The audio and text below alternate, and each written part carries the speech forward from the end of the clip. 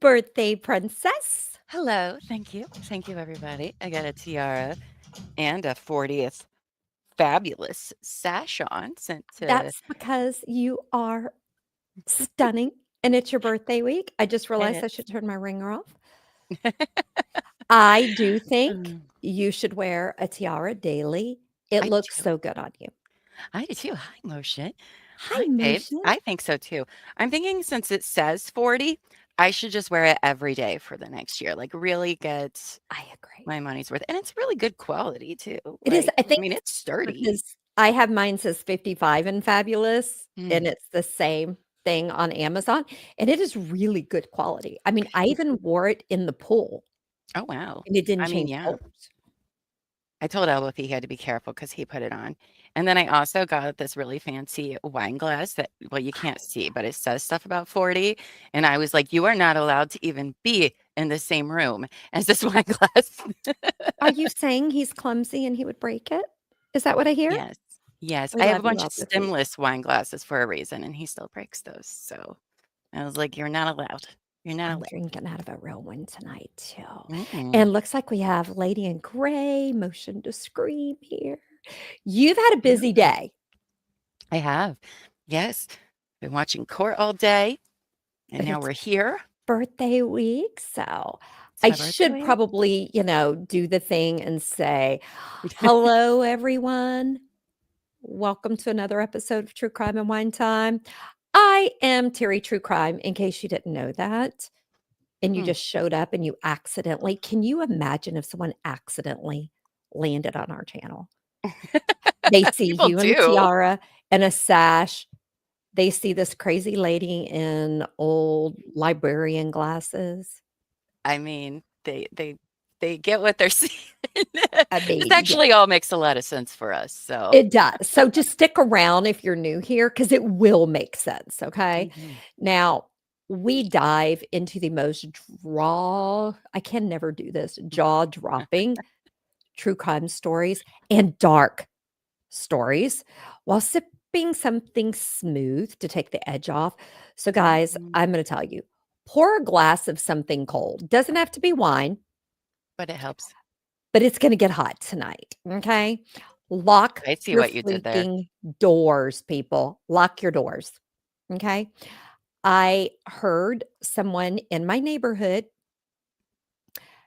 someone broke into their house No, thank you, Motion. Thank you. last week, a What? delivery person, because their front door was unlocked.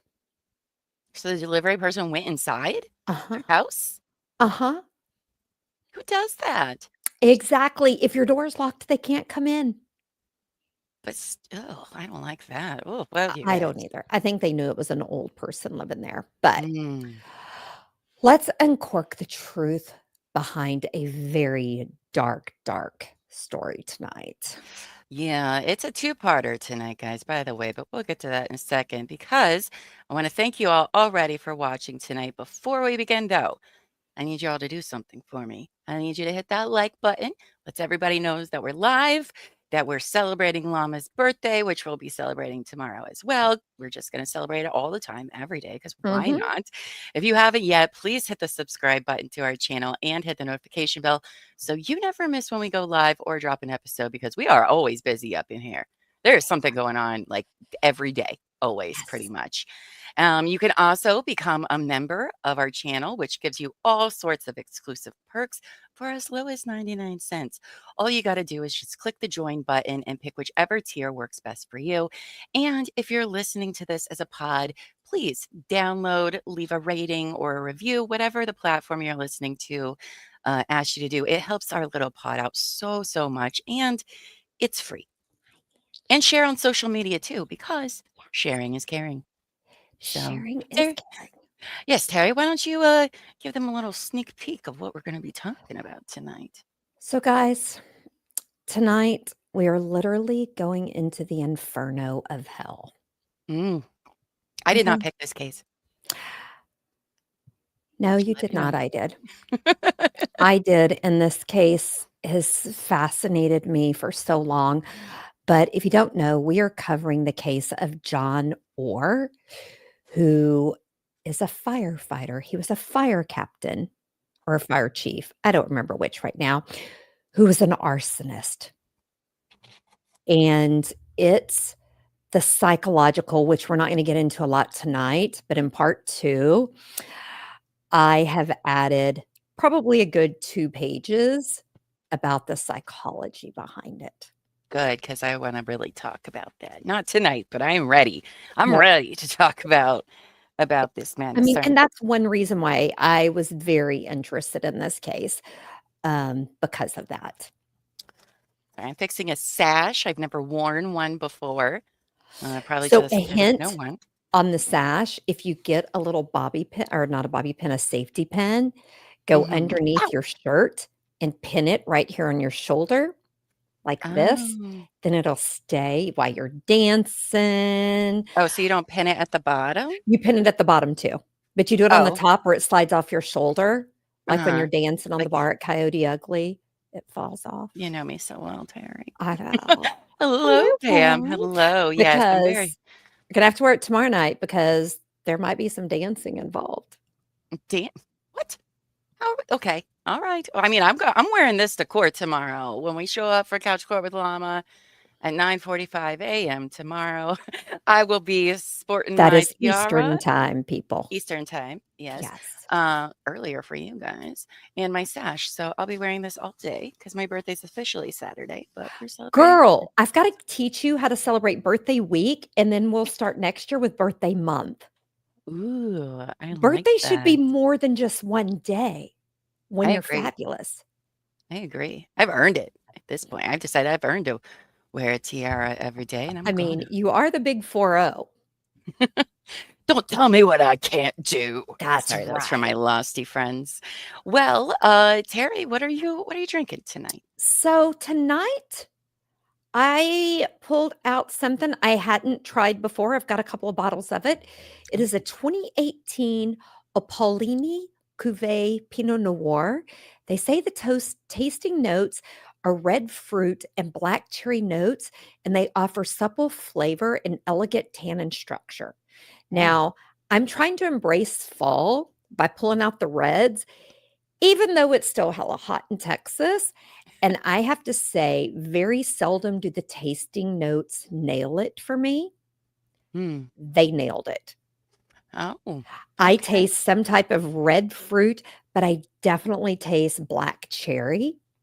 But I How also many get a little bit hint of spice. So how this many red comes fruits are there? from Oregon. Strawberries, apples, Cherries, cherries, grapes. raspberries. But those aren't really red. We all know that. They just call them red. They're not. Stop the games. But yeah, we need to do a Chat show list in all the red ones. Oregon, and I'm gonna reach out to a couple of wineries there because I have really got 2 wineries. This one I'm loving that I like in Oregon. Oh. I hate to do this in public, but we're gonna have to fire Lady in Gray. Just to let you know, that's Um, what's happening. She watched all of season 6 of Lost without us. Fired. okay, you know what? I believe that on the merch order I have to do tonight, I think she won something. I think we may need to redraw that. Well, I'm not gonna do that, and the reason why, she owned up to it in That's Festa. true. That's true. She 'Cause did. I will tell y'all a little secret because I know Double H isn't watching tonight. Oh, We do not we have certain shows we don't watch without each other. mhm. Chicago and Law& and Order. I watch them without him Mhm. and just don't tell him and then act like I don't know what's going on. I've done that too. We've all done Uh, that. Lady in Gray says she wants her slippers. So, Lady in Uh, Gray, you are gonna have to take some feet photos when you get those.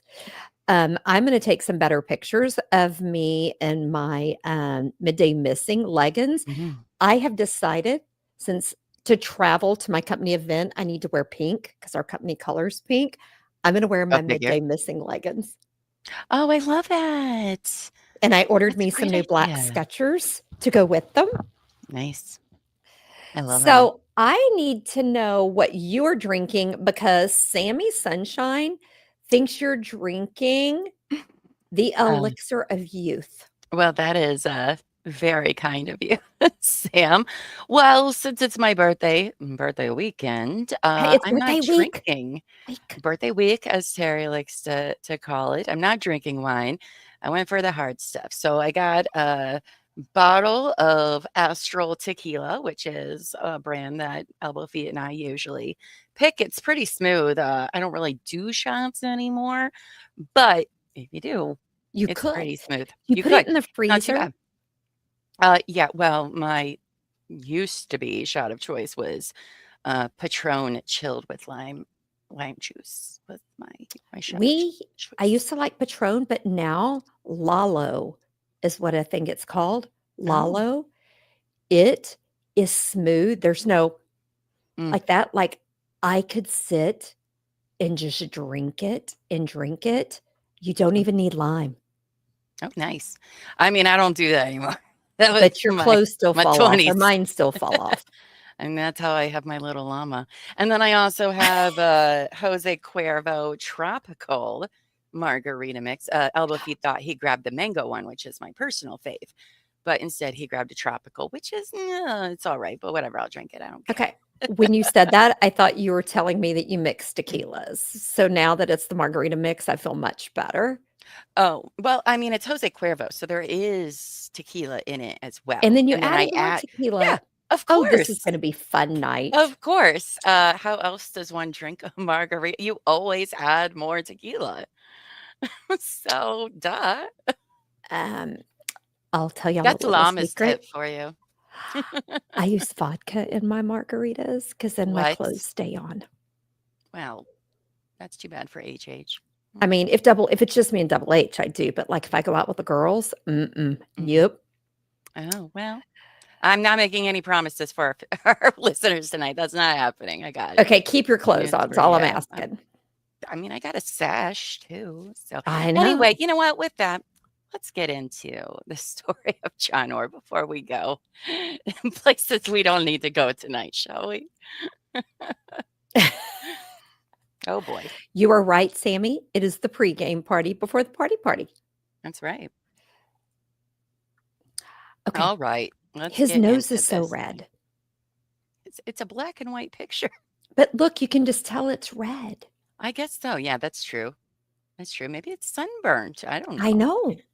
All right, so let's talk about John Leonard Orr. He seemed on the surface like an ordinary family man, don't they all? Don't they all?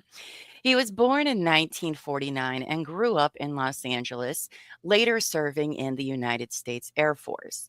After his service, he dreamed of becoming a police officer, applying to the LAPD. But after failing the entrance exam, he settled for other work, eventually taking a job as a security guard in a department store where he had a knack for catching shoplifters.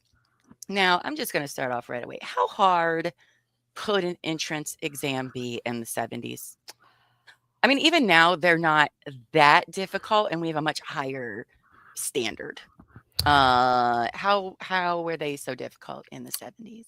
Well, I kind of wonder, did they have some type of psychological exam as part of the entrance exam? But then again, I think maybe It's back also then the they 70s. didn't, Yeah. but I don't know. I don't know how he I don't know how, but he did. So that's I saying bet something. you somebody can find a copy of the entrance exam from the 70s and we could take it and see if we would pass. Yes. Yes, we should do So, that. community that is so Oh, great that's at fun. finding things, Angie, I'm talking to you. Go see if you could find that, okay? Because would that Right? not be a fun thing to do next It week would for be. part 2? Yeah. I'm curious. I don't know what entrance exams entails. I I don't just either. feel like from the 70s, it probably was not as Not as so much. robust. No, no. That's not throwing shade. It just was the time, Right. so. Hmm. But guys, he was still determined to make a career in public service. So John Orr entered the Glendale Fire Academy in 1974. I'm guessing their entrance exam was a little easier. So he did Which graduate is as a firefighter. What? it's crazy to me. I feel like I firefighters, like, that would They don't have as many laws to learn as police officers. I guess. So, but he Alright. graduated as a firefighter and soon proved himself capable and ambitious. Now, by the early 1980s, he had built a reputation as an aggressive enforcer of fire prevention, often going after homeowners who ignored weed abatement. Oh, those assholes. I mean, look at him there. I would say normally that would irritate me, but considering it's California, Fair. you have to freaking do that, people. You have to. So, Okay. Fair pass. I he don't has to. know California, so okay. Yeah, but he That's was proud, serious out there. stubborn, and he had the drive of someone who still wanted to be a cop. Hmm, right. Seems a little power hungry, a little authoritative yearning, if you will. Yeah. Now, to friends and neighbors, Orr appeared to be a devoted husband and father. He lived with his wife and their two children in Eagle Rock, which was a suburb just northeast of Los Angeles. His colleagues sometimes saw his family at department events, and on the outside, he played the part of the family man who had worked hard to provide stability and a respectable career for his wife and kids, which, yes, that is more than a respectable career, of course, and a lovely house.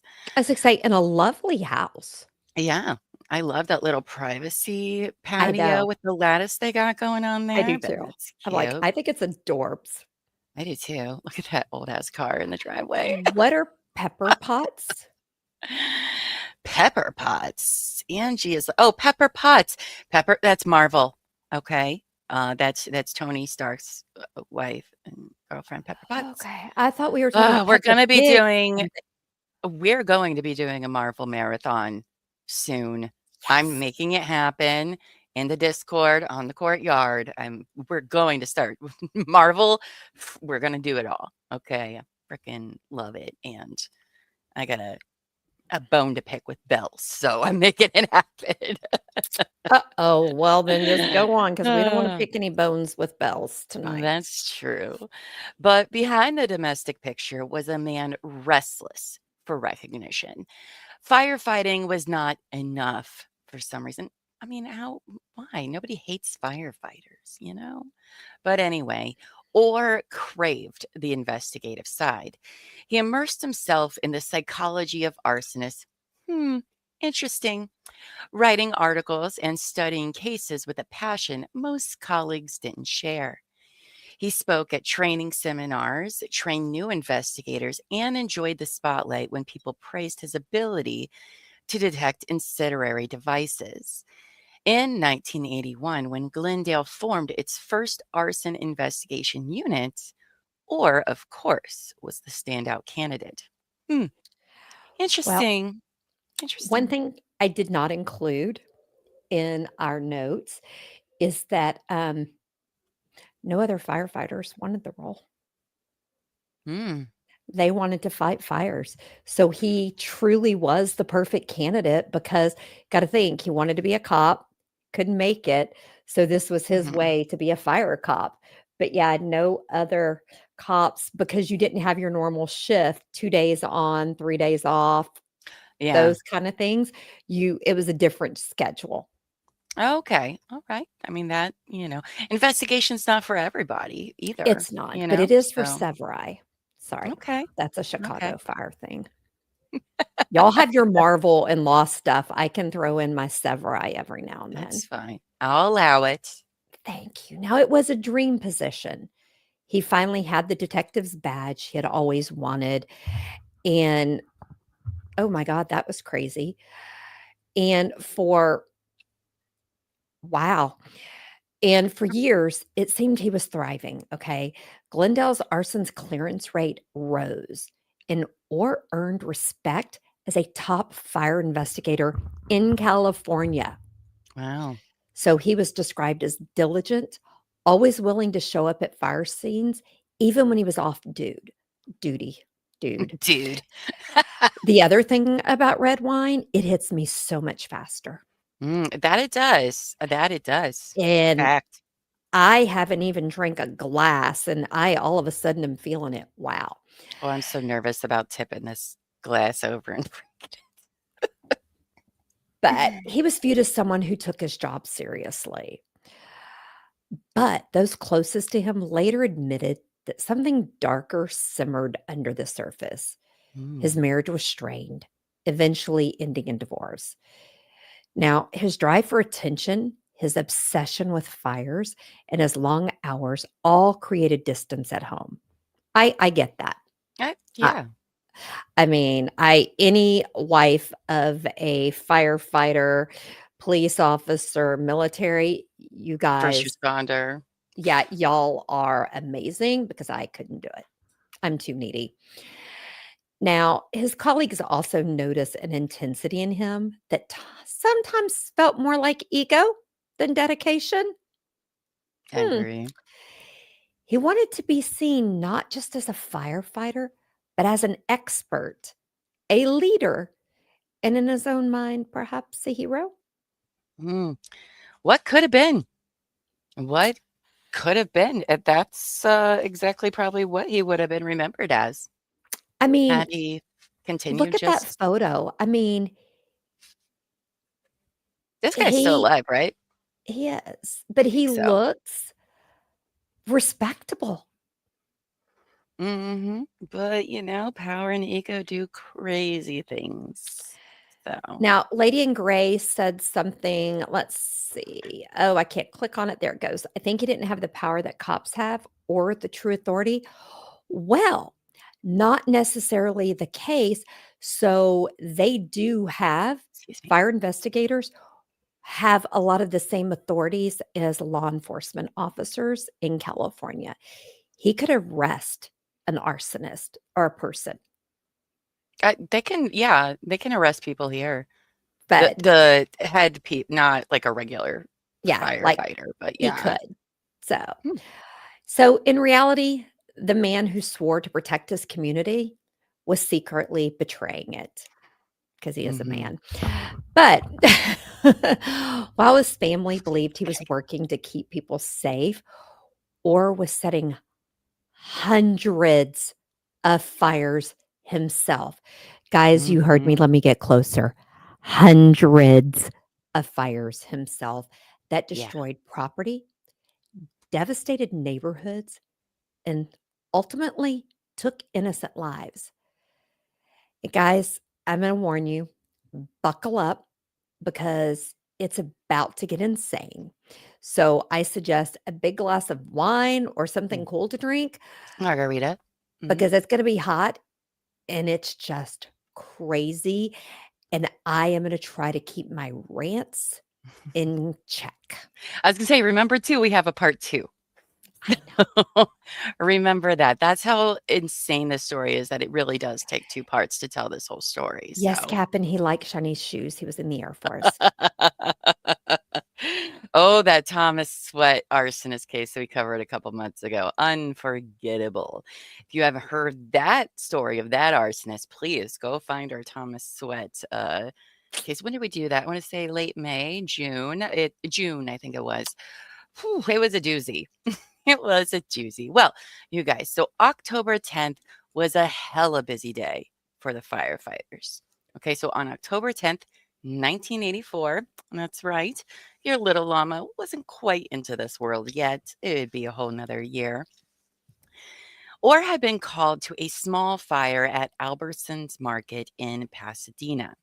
It started in a rack of potato chip bags. Yeah, potato chip bags. Who knew?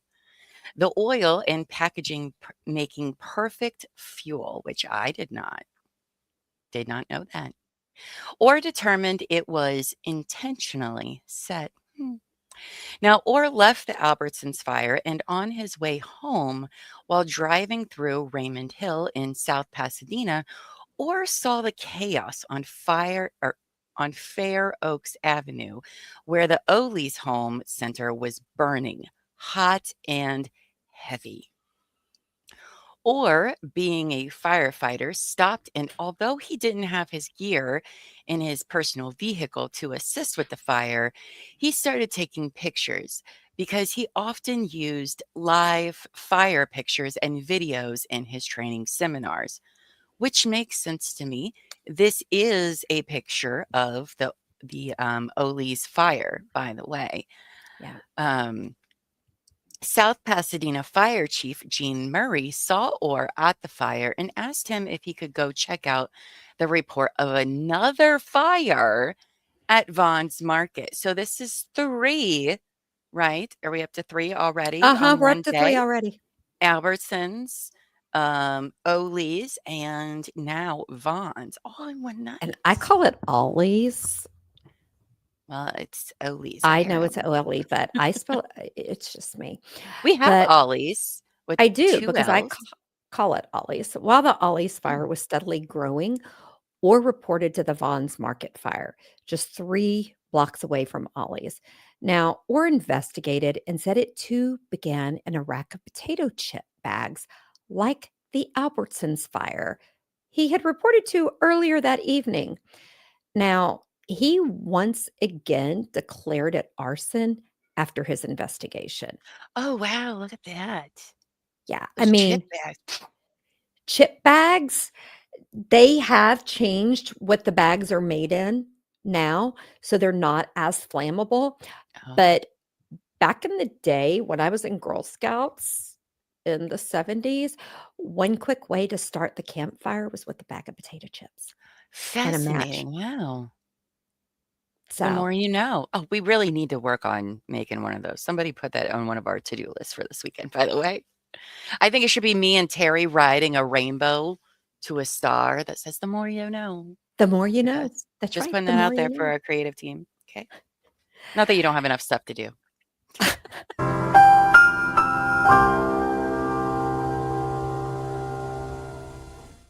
Yes, something like that, but I want to be riding the rainbow and the star. Yeah. Um, okay, and then Captain's right, a little wasp spray, but you know what? Back in the day, Aquanet, you could light a torch with Aquanet and a cigarette lighter. Oh my gosh, can we sidebar for just a second? You said Absolutely. Aquanet, because I'm from the country, and that's where people used to burn trash. And I remember being very little, like under 5 or 6, and there would just be like this big burn pit at my grandparents' house, and my boy cousins would take the Aquanet cans and just like like light stuff on fire. So yeah, Uh, that definitely checks I out. did that in my house, and I will never forget the switch that my dad made me go cut off of the front tree. Mm, I got a whooping I bet. You know what, though? because I You didn't left the learn from it. torch on the wall. You didn't learn from it, did you? Well, maybe you did. You did outside, but you remember when you were in Ohio to try I to still start love that fires. fire, Oh my you god, I used love to make fires. you used wasp spray. But Yeah, you know what, wasp you guys? spray. She got that Exactly. fire started. That's how Not I necessarily with that, but but I do it safely now. I do Captain it Amos and safely. I were just sitting there like, this seems like a horrible idea. Okay, guys, the wood was wet. It was. Everything was wet, so it needed some heat, okay? It needed some heat. Now, while Okay, the so Ollie's fire, like I said, he reported there was another rack of potato chips. He declared it arson after his investigation.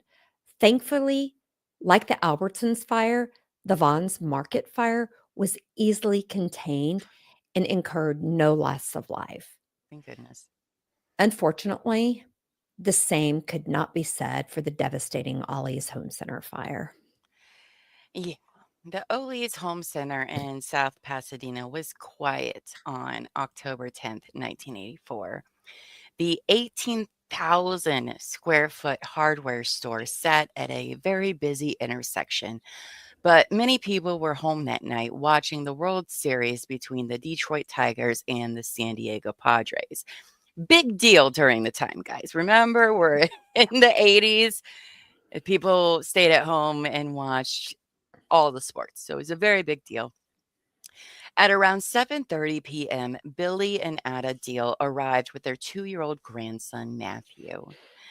Inside, employee Jim Odom noticed smoke rising from a display rack. At first, there were no flames, only a dark pillar of smoke thickening rapidly. Jim ran through the aisles shouting for customers to get out. Way to go, Jim. Billy and Ada were separated. Billy saw the smoke racing towards him, but couldn't find his wife or grandson. The smoke choked his lungs until he was forced to flee. Jim passed Ada and Matthew in the aisles, urging them to leave. But moments later, a wall of fire erupted. Steel fire doors dropped, cutting visibility as the power failed. Jim crawled on the floor until he escaped through a rear exit, and his arms were badly, badly burned. Ugh. Guys, I have the biggest fear of burning Yes. to death, so this just freaks me the F out. Anybody else? I mean, fires. I'm not there I to fuck around and find out, is all I'm saying. I mean, I no like big to deal. build fires. I don't want to be on That's true. fire. Mm. So Fires are scary, as they should be. You they know? are. Now, the fire exploded into a flashover, igniting everything at once. And that Engines, is footage, real footage, by yes, the way. this is live footage. Engines arrived within minutes. The station was only 3 blocks away, but the blaze was already uncontrollable. The roof collapsed, trapping anyone still inside. By the night's end, 4 people were dead. Mm. Ada Deal, age 52, her grandson, Matthew Treadell, 2, Oh, what a cutie. Jimmy Satina, 17, employee and promising baseball player, Carolyn Krause, 25, an employee and mother of 2. Ugh. It Horrible. took 125 firefighters until midnight to control the blaze. That sounds like an Investigators, enormous amount. that mean, is it's a 18,000 square foot, and they had so much stuff in there that's flammable. It's yeah. like a bomb waiting to go off. Goodness. Now, investigators ruled it accidental, saying it likely was an electrical short in the attic. And guys, I did not know grocery stores had attics. I mean, they're probably not like addicts, though. Okay, then why do we call it an attic? Can we just not say in the ceiling? I mean, maybe they did. I don't know. I don't build these places. They could. Because to they me, the could have, attic, I I'm thinking they're guess, but, storing stuff up there. it's probably more like a crawl space, I bet, sort of thing. So we have, Okay. hold on, I can't see, but somebody said they know this story. Sammy said she knows the story. I try not Okay. to look anything up, but I recall a documentary a few years back. Yes, I found out there is a documentary. I have downloaded it, and I am going to watch it on the plane Saturday. Oh. I see over in our server, our staff server, Angie's found a 2025 fun test online for your police officer selection test. So maybe we might have to do that. You might have to do that. And Llama, you weren't on midday missing, I don't think, but I'm also, while I'm in the LA area, I Mhm. am trying to go to these locations and Oh, take really? pictures of what's there now. And I'm going to talk to Scott at dinner on Sunday night to see if he knows any inside information since he lives there and if he heard anything. I love But I that you're am going having to go dinner with take Scott. pictures. I'm very jealous that you get to actually meet Scott in person, I'll be honest. He seems lovely. Scott Hoover, author of Scott Beverly Hoover. Hills Noir. Yes. Fantastic guy. He comes on sometimes. And he Give us helped us with updates. the Menendez brothers. Yes. We should just have him on just to hang out. We He's should. fascinating. He is. He's fascinating. All right, you guys. Well, sadly, 4 deaths now in this story. Now, Orr went back to the Ollie site on his own and spent 6 to 7 hours investigating the scene, which is sounds totally normal to do. Why would he not? He He believed that the went back fire likely behind. originated in highly combustible polyfoam products, which he said was the same MO as the Albertsons and Vaughn's fire on the same evening. Look at that devastation. Oh, I goodness. know, but Llama, Mm, mm. he was not the investigator on that fire. No, but I can imagine though, like it's a huge fire. If you're going to want to teach other people about That is fire, I true. I mean, forget he's a teacher. yeah, like to me, it makes sense for him to just go and I don't think Okay. this is that weird, is all I'm saying. I'm gonna go with you on that one. It's the that's they don't have the internet, That's okay? true. So, It was still being created. yeah, and this is massive and devastating, and I'm sure there were things to learn. True. But anyway, now John Orr, though, was convinced that all 3 fires were arson and was not happy when the Ole's fire was declared to be an accident. Okay. Or challenged Sergeant Palmer, the official investigator that declared the Ole's Home Center fire an accident caused by an electrical short.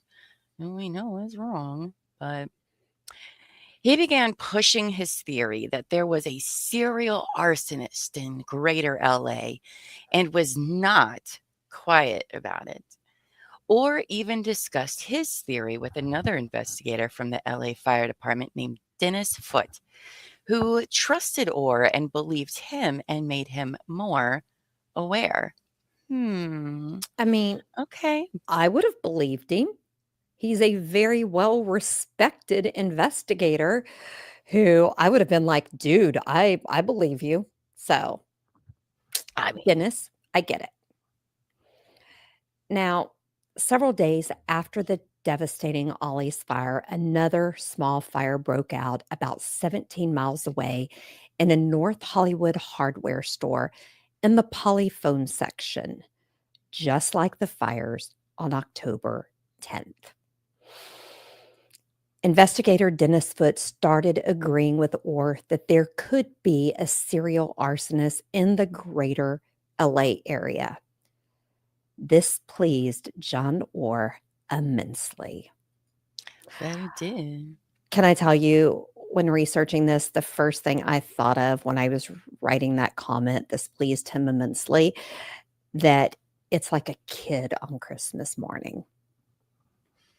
I mean, I But like we'll when get into the people agree with me psychology next too, I'll week. be honest. I do like when people agree with me and I'm like, "Yeah, I know, but yeah." yeah, so But, 2 months after the deadly Ollie's blaze, another Ollie's location in Pasadena had a scare.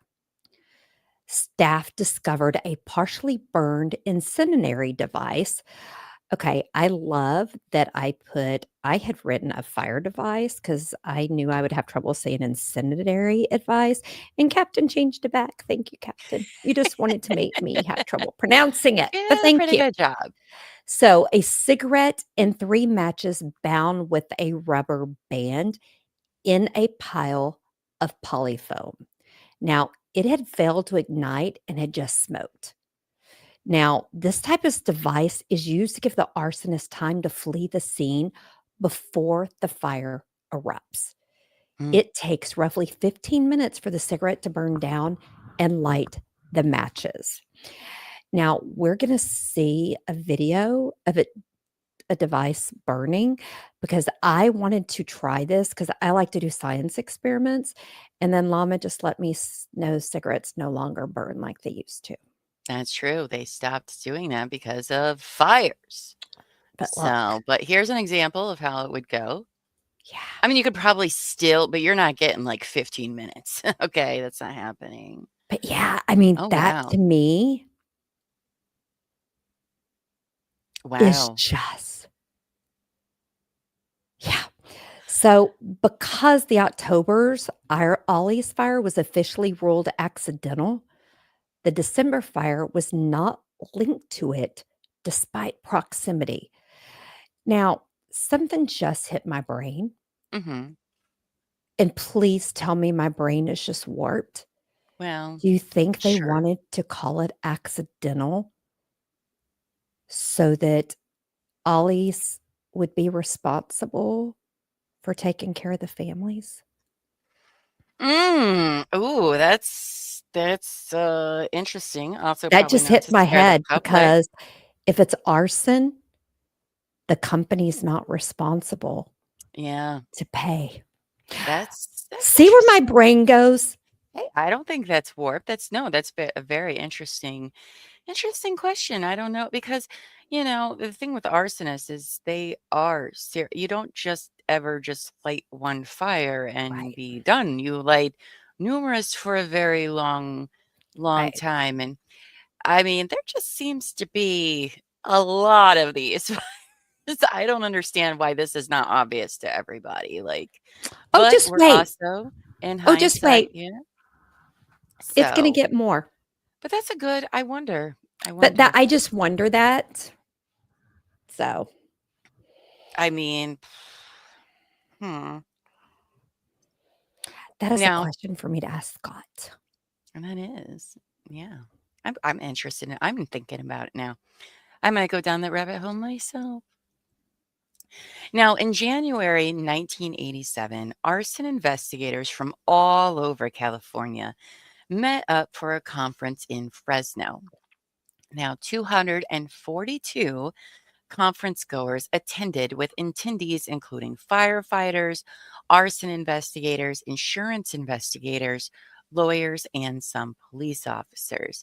Now, I also just want to put out there, if you are a fire investigator or anything about this, I would love to talk to you. I really would, because fire, we Yes, don't talk about that a lot in true crime, and I find it fascinating, and I want to know all about it. So, I do too. if you happen to be one, give us an interview because I would love to hear what Or you if have you to know say. one, put us in Yeah, touch.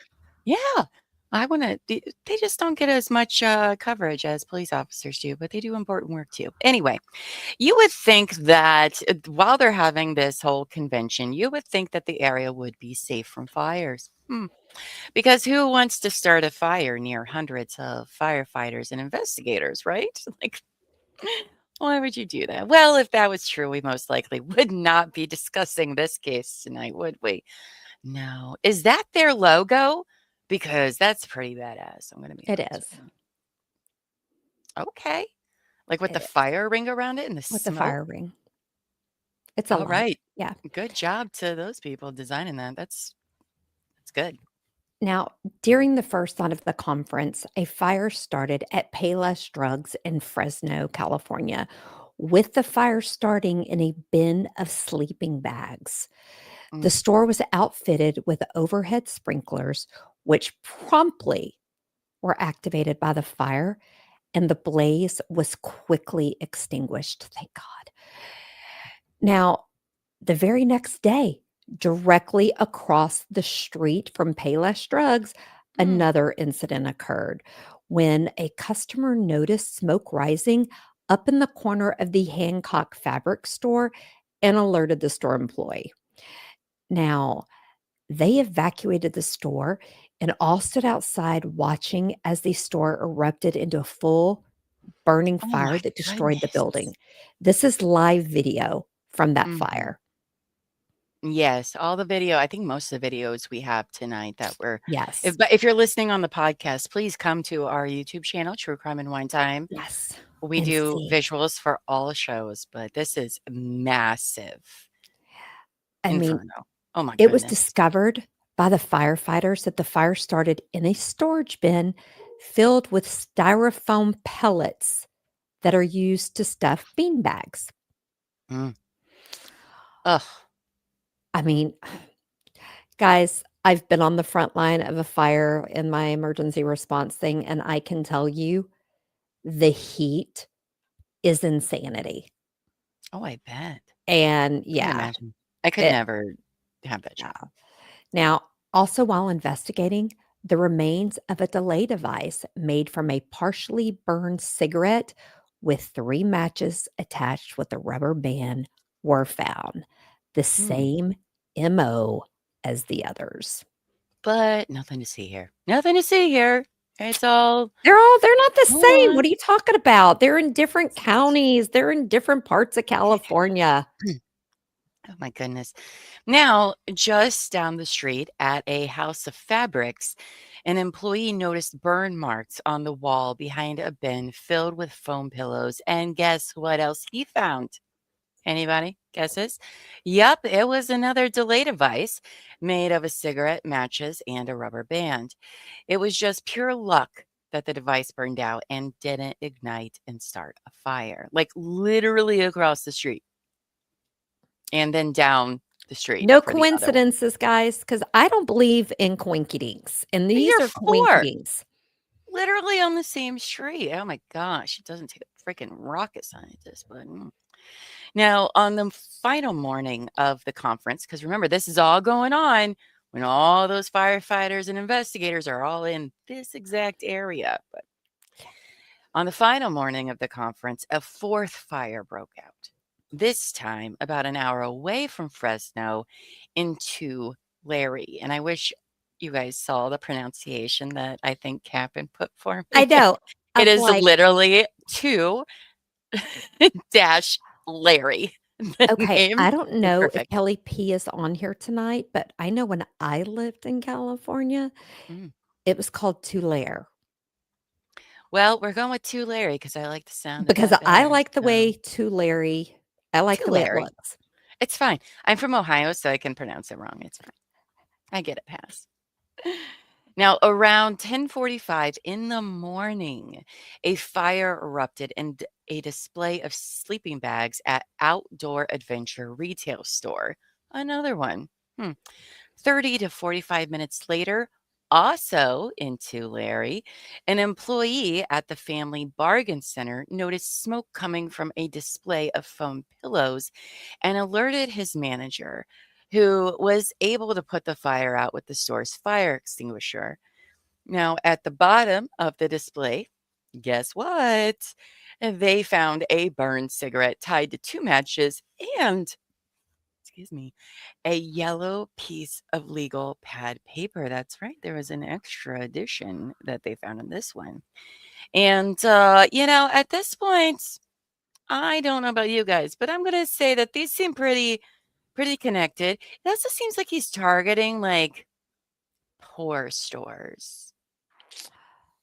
Okay, Captain, I'm gonna Interesting. go with you, and maybe it was because of the San Francisco people talking, because I I like was, 2 Larry. I We're like we're Tulare making it too. happen. Well, the other thing that I find interesting about these stores, if you stop and think, these stores, Hancock Fabric, the outdoor stores, they all had petroleum-based products to burn. That's true. They also sound like they don't sound like corporate businesses, you know? Well, Vaughn's is, Are Albertsons they? Okay. is, Vaughn's Supermarket is part of Safeway. Albertsons, Okay. I think maybe part of Kroger's or Randall's, but yeah, so we had Vaughn's in Vegas and in California, and they are part of Safeway. Okay, so these aren't like mom and pop No, and sort of Hancock places. Fabrics is a huge fabric store, kinda like Okay. Joann's, if you've ever heard of that, or like a Hobby Yeah, we have Lobby. we had both of those. Okay. Joann's is out of No, no, business. they're big stores, but this is back in the '80s. They weren't the conglomerates they are today, and they Right, weren't but turtles, girdles, and yo-yos, but I forgot all about girdles, turtles, and yo-yos from last TGMY week. was a corporate thing, and they were in other places. But Somebody add that to my Llama Learns About show for October. I want to yes, learn all about this turtles, girdles, and I bet yo-yo you I store. could get some people I grew up with on all different ages who could tell you about things from I believe you. TGMY. I believe you. That's Now, amazing. something interesting in California, each city has their own fire departments, and at that time, they did not share fire data with other departments or cities. Hi, Hi, Juju. Hey, babes. Hope you're doing well. Hi. Juju. Hi. I mean, that's here too. I mean, even in my city, there's But numerous they fire didn't share departments. data. So, Okay. like Well, in how would they? Texas, they shared data. They literally faxed it to each other to Oh, okay. check because they know that arson is something that is habitual, kind of Yeah. like a serial killer. You share Yeah. that kind of information. But yeah, so that, but like where I live currently, a lot of fire stations are by county Oh, okay. and not by cities because there's so many cities. Okay. So, I see. All right. but All right. now The more you a know. couple of hours after the Tulare fires, I like saying it that way now, and about Tulare. an hour south, the fire department in Bakersfield, California, I've been stuck there, don't go there, was dispatched to a fire at the Craftsmart after an employee noticed flames in a display full of dry material used for making floral arrangements. So, guys, like very flammable, like foam. Wow. Okay. But thankfully, that fire too was put out with a fire extinguisher and no major damage was caused. Now, I'm going to introduce you to my hero, Fire Captain Marvin Casey. So Ah, he Mr. Casey. he investigated the fire at the Craftsmart, and once again, a delay device was discovered. This time, it was the same type of device as the Tulare fires, which included a cigarette, 3 matches, and a piece of yellow legal paper. Wow. I love Mr. Casey's tie, first I, of all, in this I picture. just love Love him. that. Also, is Mr. Casey still with us? I Because if believe he so, is. we should ask him to come. I would love to hear what he has to say. Oh my goodness. Captain Angie, somebody, will you send me a message in the Discord and tell me to reach out? Because maybe I can try to reach out while I'm there and maybe Oh, because you will be see, there. call him He while seems I'm there. fascinating. You don't know all about Mr. Casey yet, but I do, and I love the fact that one of my favorite characters that used to be on Chicago Fire, his name was Matt Casey. I've mm, now decided that they got the name from here. I'm gonna say, is he based Oh, on? Juju is signing out now. Oh no. Does that mean you're Well, going to get some I'm sleep? so happy. Well, no, I see her above a comment there. She's dealing with vandalism at her house. Oh, no. We'll get them. Don't you worry, Trudy. Yeah, we will get So them. sorry you have to deal with that. That's Yeah, just send awful. me any of the information and I will be more than happy to help you dig into it. Okay. That's right. Now, Captain Casey got lucky as the piece of paper was mostly unburned this time, and Mm. they were able to collect it for evidence. Mm-hmm. Dun dun dun. Now, about 30 minutes later, the Bakersfield Fire Department received another call. Mhm. This time, an employee at Hancock Fabrics heard hissing noises coming from a display filled with phone rubber batting. Then the bin erupted into flames, spreading up the walls and triggering the overhead sprinklers, which activate. Oh, I'm sorry. My headphones just said low battery. That was weird. Sorry. Um, Anyway, the sprinklers, which were activated and put out the fire. Now, Captain Casey was sent to the second fire and he was confused because two fires occurring in retail stores within hours of each other was beyond unusual. He Mhm. began suspecting that the fires were started by the same individual. Yes, yes, Mr. Casey is like, this I know he's seems like going, weird. Captain Obvious, people. Right? Hello. Right? I mean, to me, I don't know much about fires and how often they are, but this seems like way more fires than there should be during a given period of time. Like, was just everything flammable in the like, was it just fires all of the time for this did not seem like Yeah. a big deal that this many huge fires are happening. That's Very weird to me. Also, this method that's being used, it's not seeming like a very reliable one because he's striking out more than, no pun intended, with the matches. But I have some issues with him setting these fires. One, you Mhm. think he would observe that they're sprinklers. I It's not know. hard to notice them, right? Mhm. But also this method is getting put out numerous times. So surely though, an experienced firefighter would know better ways to start fires for more impact if that was your goal. But I guess maybe this wasn't so much about causing damage for him as it is being more like, look what I can do. Look at what I can do. That's what I'm thinking. Because how Mhm. exactly what obviously he set certain things on fire for a reason, Mhm. but numerous of them kind I of agree with failed. you. He wasn't doing it to destroy stuff. He was doing Mm-mm. it to be the hero, to be able to say, "I told you there was a serial arsonist," and Captain says it's a game. I agree. And that is At that, why I yeah, am so excited next week to share the psychological stuff I found. yeah. At this point, it does feel like a game. Angie, thank you. Mm, Yes. sure is seeming like it, huh? I'm sorry. That's hilarious. Amy. Okay, Amy, that is funny. That is That funny. is funny. Uh, so, I mean, I do agree.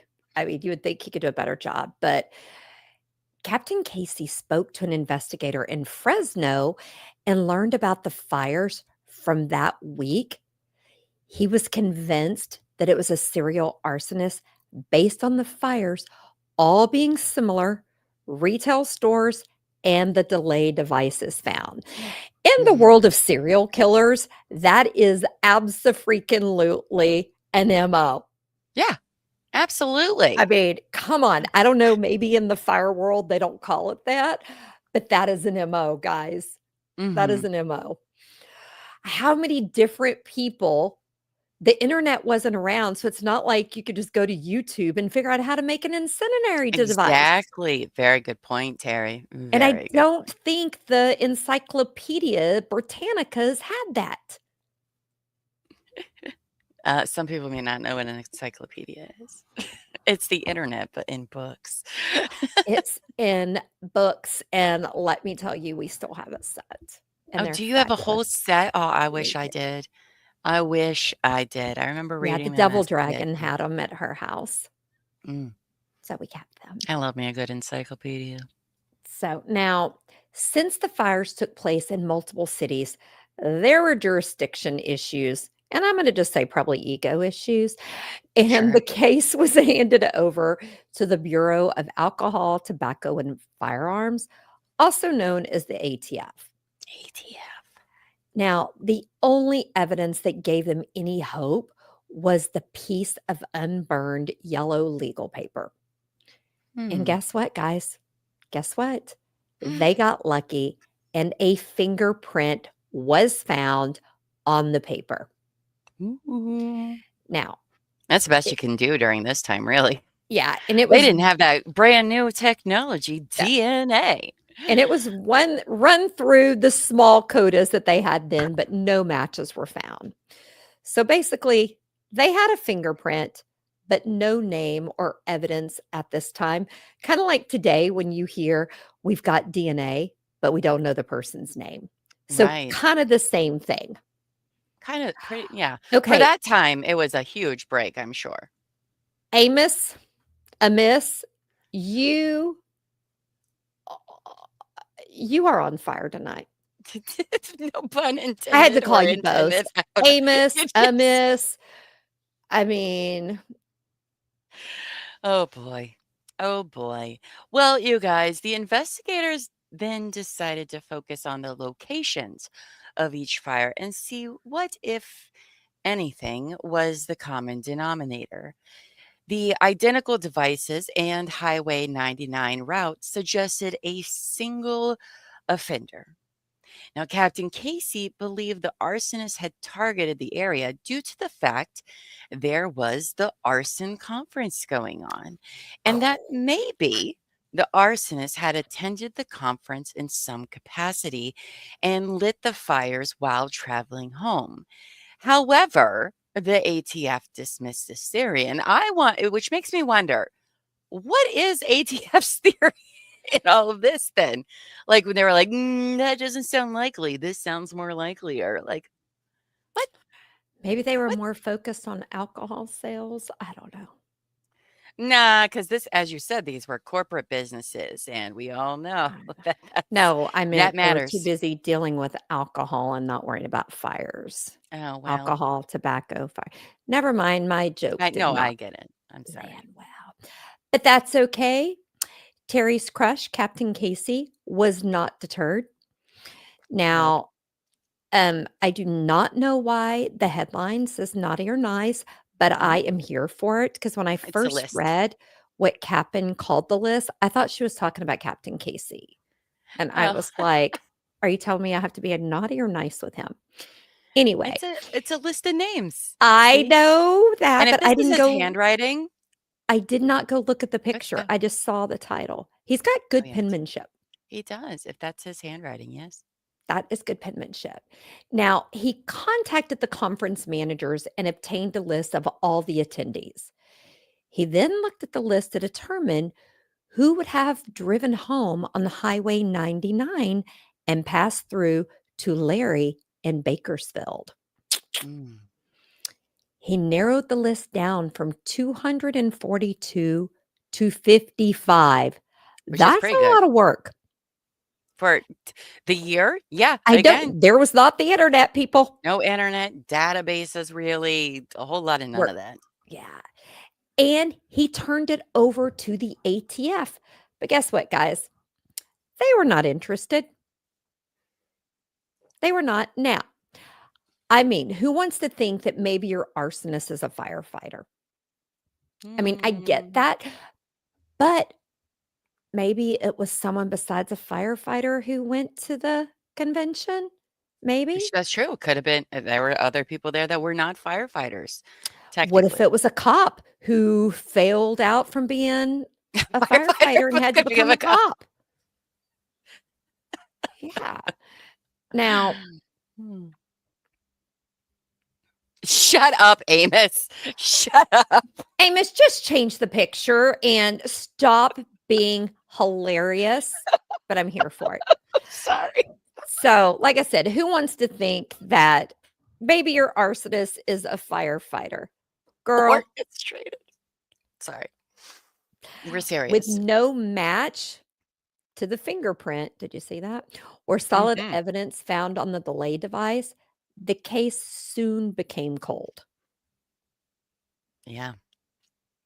In March 1989, it was time again for the California Arson Investigation Conference, which I have no reason to go to this conference, but I'm actually really intrigued to go to one of these conferences. Can we just go if we buy tickets? That's what I want to know. Anyway, Um, we probably could, I but mean, I've when? seen some firefighters lately. All I'm saying is Okay, she's 40, she's feeling it, guys. it's She needs fine. a fire. It's fine. Llama's on fire, and she needs a It's fine. fireman to come put out her fire. I'm just saying. I'm just saying. Now, this time it was held in Pacific Grove. Yeah, sounds familiar, huh? In Oceanside City in Monterey County. Beautiful freaking place, I must say. That's freaking gorgeous. We don't have places in Ohio that look anything like that. Many of the attendees planned small getaways around this conference because Monterey is absolutely stunning and there is so much to see and do. And I want to go real bad. I'm going to strap a GoPro to you, Teri. Okay, well, I will tell you, I have been to Pacific Grove, and I can tell you it is absolutely freaking Mm. beautiful. And along with Monterey proper, these are two of my favorite places. Now, we all know Napa is my top favorite, but I'm going to I ask don't you know what all you to. mean by Monterey proper. What does that mean? So there's Monterey County, and then there's actually Monterey. Oh, California. okay. Okay. I So, see what you mean. all Okay. of Monterey is beautiful. Pacific Sure. Groves in Monterey County, I mean, it's I all see what stunning. Yeah. you mean. It. Okay. Okay. Now I'm gonna ask y'all all to bear with me for a minute because I love all animals, and HH and I fell in love with Skeezy while visiting Monterey County. I do not remember exactly where we were, but we got out of our car and we're walking by the water, and I wanted to share this video with you. Okay. Let's do it. Because I've been waiting to see what this is. We're in Monterey, you said? Yes. Okay. This looks like water, some pure Where's the sound?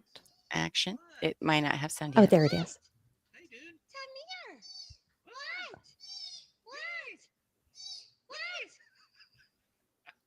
You're saying what? Something?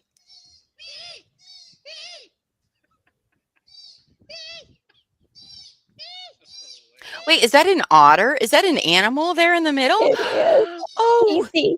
And every time I would say what, it would talk to me back. oh, okay. I'm sorry. At first, I just thought it was trash, and then I realized it's an Catherine turned the animal. volume down because it was so loud. Oh, oh, a But little wait till you see otter. there's more. Oh my gosh, there's more. Otters are so. I was just talking to Elbow Feet about otters the other night. It's her baby. She came to get her Oh. baby. Okay, those are adorable. Because I didn't realize the other night that otters had like paws in the Oh, front, yes, but then they have like seal flippers on the bottom. we do. And I was like, wait, what? How did About I not know this emotional about from that. otters? That's so But we were just adorable. walking by a pier and I saw it and I said, "What is that?" And it went, "Ee!" And so that's what we called it, Skeezy. And he even bought Ah. me a stuffed otter that I have, and it's got a little shirt that says, "My name is Skeezy," Oh, I love that he had that. made for it. So that is one of the things that just walking randomly in Monterey or Pacific Grove, you can find. I love that. Thank you for sharing that, Terry. So we That's needed something lighthearted there. yes, I agree. That was a wonderful idea. Aw, Skeezy, is that what you said his name was? Skeezy. Skeezy? Okay. Oh, that's adorable. Well, thank you for sharing that. If you're listening to this podcast, you need to come over to our YouTube channel and look at those freaking cute otters because that's adorable. Now, on March 3rd, 1989, just 2 days before the start of the conference, you guessed it, guys, a fire erupted at the Cornet Variety Store in Morro Bay, which is about 145 miles from the conference site. South, if you're seeing the visuals, it is on the southern part of California, kind of by where a certain so and so lives. Now, the fire started in, of course, a bin of foam pillows before being put out by a fast acting store employee. Who I hope got a bonus, a gold star, a day off, something. He works at a 5, 10, 25-cent store. What do you think is happening? He That's crazy better that things were even 5, 10, or 25 cents. What a better time got to a be gold alive. star. Oh my goodness. Yes, but good gold star to that employee knowing what to do. Now, then the next day at Woolworths, hey, I've heard of that place, in Salinas, about 19 miles from the conference location, a fire erupted in the store's bedding section and damaged a large portion of the store. Now, there were not any reports of delay devices being found at these two fires, but it's still pretty suspicious to me. I think we should include them anyway. So that's just my opinion. So now it's like 5, 10, $15. Am I I right? agree. Oh, it's But a sad guess what? dystopian. The fires were not over. Mm-mm. On March 9th, 1989, the day after the conference ended, another fire spree hit several towns. First was at the fire at the Pacific Home Improvement Center in Atascadero, which is a little over 120 miles away from Pacific Grove, where the conference was held. Now, at the Pacific Home Improvement Center, foam products once again ignited into flames, but were extinguished quickly. Just down the road, guys, a little bit later, another fire broke out at the Coast to Coast hardware store. Hmm. He has a type and an MO. Let's just say that, okay? Oh, I Now, like their logo. It's a little like nut and bolt for the nut and skis. bolts. That's clever. That's clever. I like that. Sorry. So once again, the fire started in a bin of foam products, but was put out. Guess what, guys? A couple of miles away, another Cornet variety store had a display of foam filling start smoldering and was also put out by the store employees. Guys, Hmm. so many fires you can't even count. It's just insane. Now, during the investigation afterwards, one delay device was found at the Pacific Home Improvement site, which you guessed contained a cigarette, 3 matches, and a yellow piece of legal paper bound with a rubber band. You think he would up the number of matches? I'm just saying it I didn't mean, work all the other day. So it's just kind of like we're I'm still just sticking thinking with. this arsonist needs to find a new method because he is leaving a trail of droppings like a Well, mouse. you know what I think is interesting is that with the first, because this is important, the first conference that they had, there were a lot of fires very close to the Mhm. conference center. But this time at the conference center, there was not as many, and they were actually kind of further away between his coming and going from the conference center. And I wonder if that's because our good hero, actual hero of the story, Captain Casey, became more suspicious and had this theory about the arsonists and convention center. So he was being more careful. I wonder if that's might have what Yeah, been going on here. but Llama, you would think this was the last fire of the day, but it was not. That's why it's a two-parter. Now we head over, okay, Captain, just close your ears. San Luis Obispo, which is about 20 miles south, to the Party Exchange store where a fire destroyed the entire building. Hmm. And there is a little clip of that one as well. With audio. Investigators suspected that this was not an accidental fire and that the fire had been set once again in a bin, but this time with packing material. Oh, Yeah, I mean, the whole building was destroyed, but no loss of life. thank goodness. Oh, I hate fires. Look at that guy's hair. He has fantastic freaking hair, man. Oh my goodness. Wow. Look at him. What a time capsule that Yeah, news look clip at all the was. little yellow tags on this Yes. map. Cap'n did an amazing job with our maps Cap'n because did an amazing job. yes, as always, it's round of applause, everybody. For Cap'n. Mhm. Now, as you can imagine, when word hit Captain Casey, he started looking into the fires. He found that, like 1989, every fire targeted foam or pillow displays, and all coincided with the conference.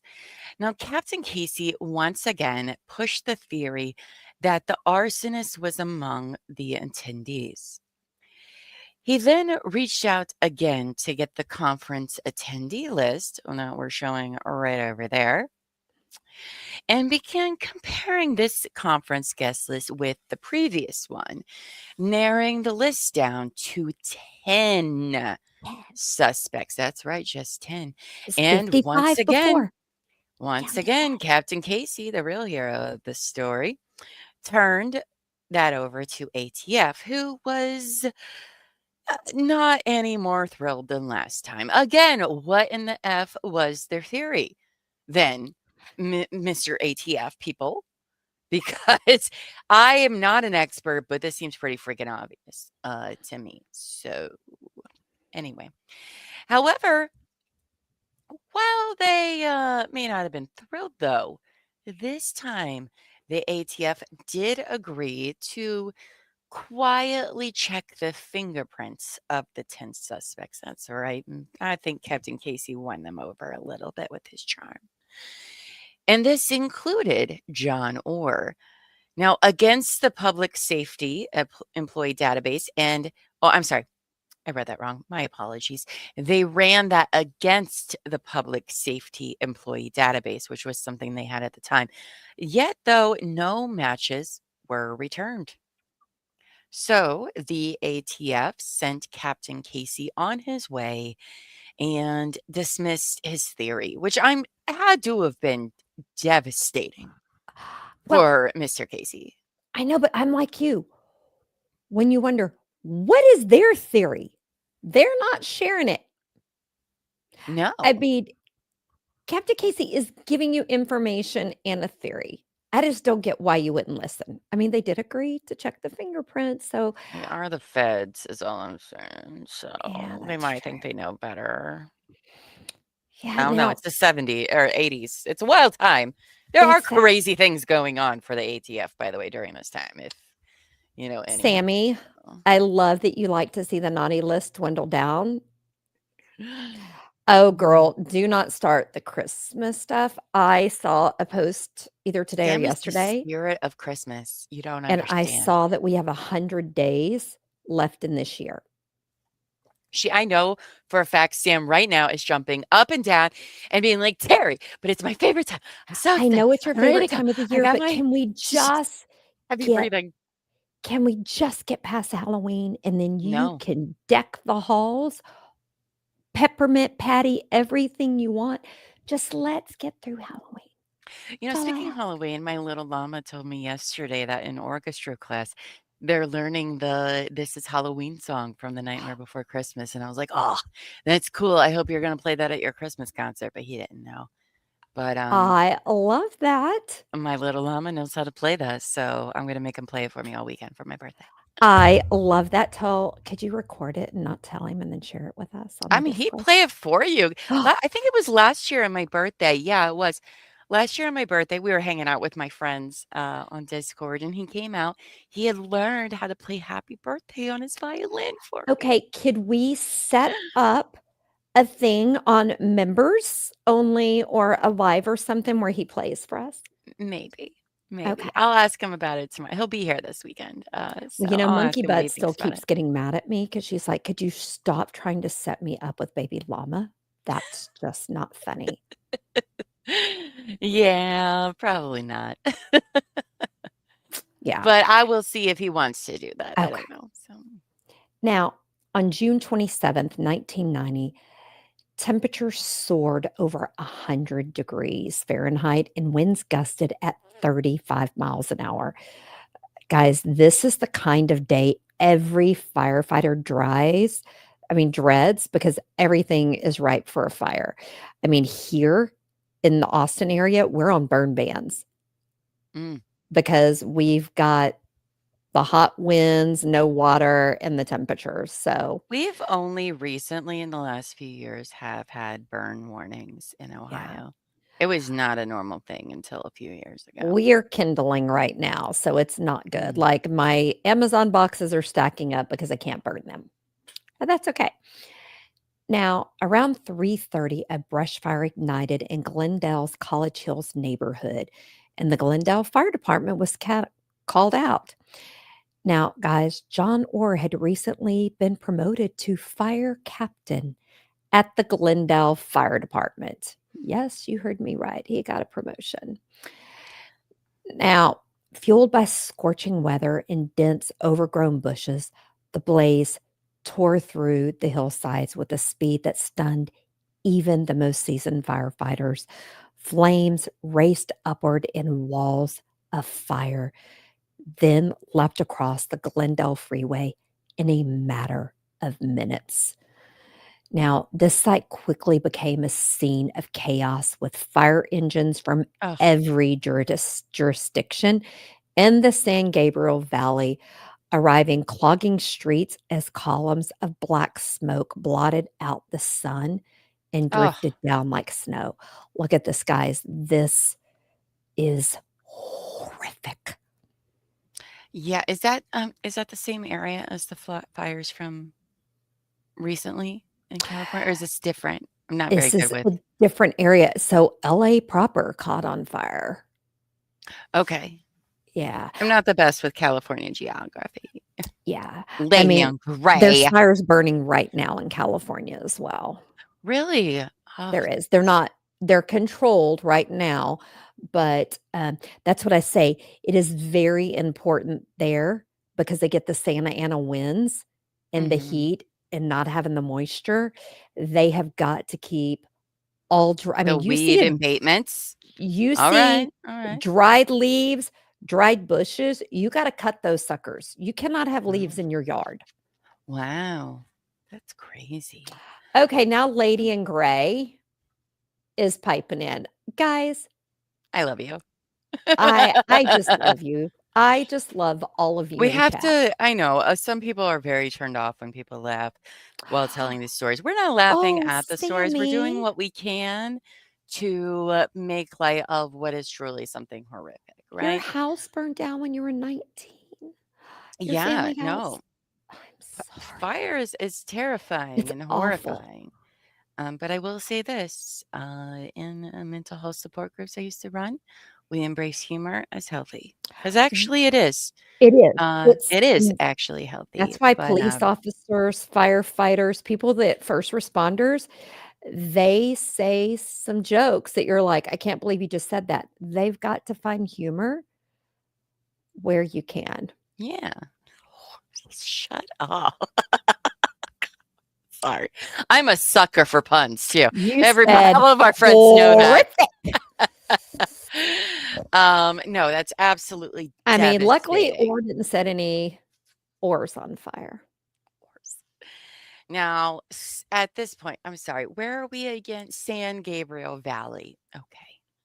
Okay. Now, sirens wailed, air horns blasted. Oh, and police scrambled to throw up barricades, holding back desperate residents who shouted the names of missing children and pets into the choking haze. This is like one of my worst nightmares. I'm so glad it's not really a thing here, but oh my God. Oh, Above the chaos, helicopters hovered in tight circles, unleashing torrents of water onto the inferno below.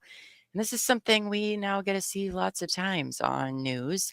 I know a lot of us don't bat our eyes anymore when there's a fire in California, but if y'all um, ever want live pictures when I responded to a fire last year, the powder keg fire, I actually whipped out my phone and took pictures of the helicopters and planes dropping water on the fire while I was rehabbing firefighters. I just, I think it's something too, a lot of the rest of the country and people living in other places, it's really hard for us to comprehend. It really, really It is, is. but Like, some I places get can't. flooding, some places get fire, some places get It's hurricane. I true. mean, some of you get these things called real blizzards, not like the Massachusetts blizzards. I will take any of that over fires, please and thank you. I would 100% agree, but I think every we time. all get our own things, Yeah. and But I that's why think you should travel, people, and visit some place other than yours, because you will meet mhm, great people and you will learn something. yeah, for sure. For sure. Now, amid this frenzy, John Orr moved with a singular focus. While firefighters fought to contain the flames, he immediately began tracing the fire's destructive path, which doesn't sound too weird because that's kind of his job. It's kind of his That's his thing. job, is literally to find out where this fire happened, which I've also learned is normal for fires such as It these. is. Was it caused by a lightning strike? Was this done by a civilian purposefully? I learned is a very important thing in Lady in Gray, California, you're absolutely right. Volunteer firefighters, I mean, they are even bigger badasses because 'cause they're doing it without getting paid. for sure. For sure. Now, as he was following the blackened trail to its beginning, He closed off the area and declared it a crime scene because, again, they can do that. The burn patterns told a chilling story. The fire had ignited at the bottom of a ravine where powerful winds had carried it uphill, turning a spark into catastrophe. I also saw I didn't know why firehawks were named firehawks until the other day. Oh, really? Yes, I didn't know that because we don't have that problem in Ohio, right? So for everybody else that doesn't know about firehawks, side tangent, llama's notorious for them.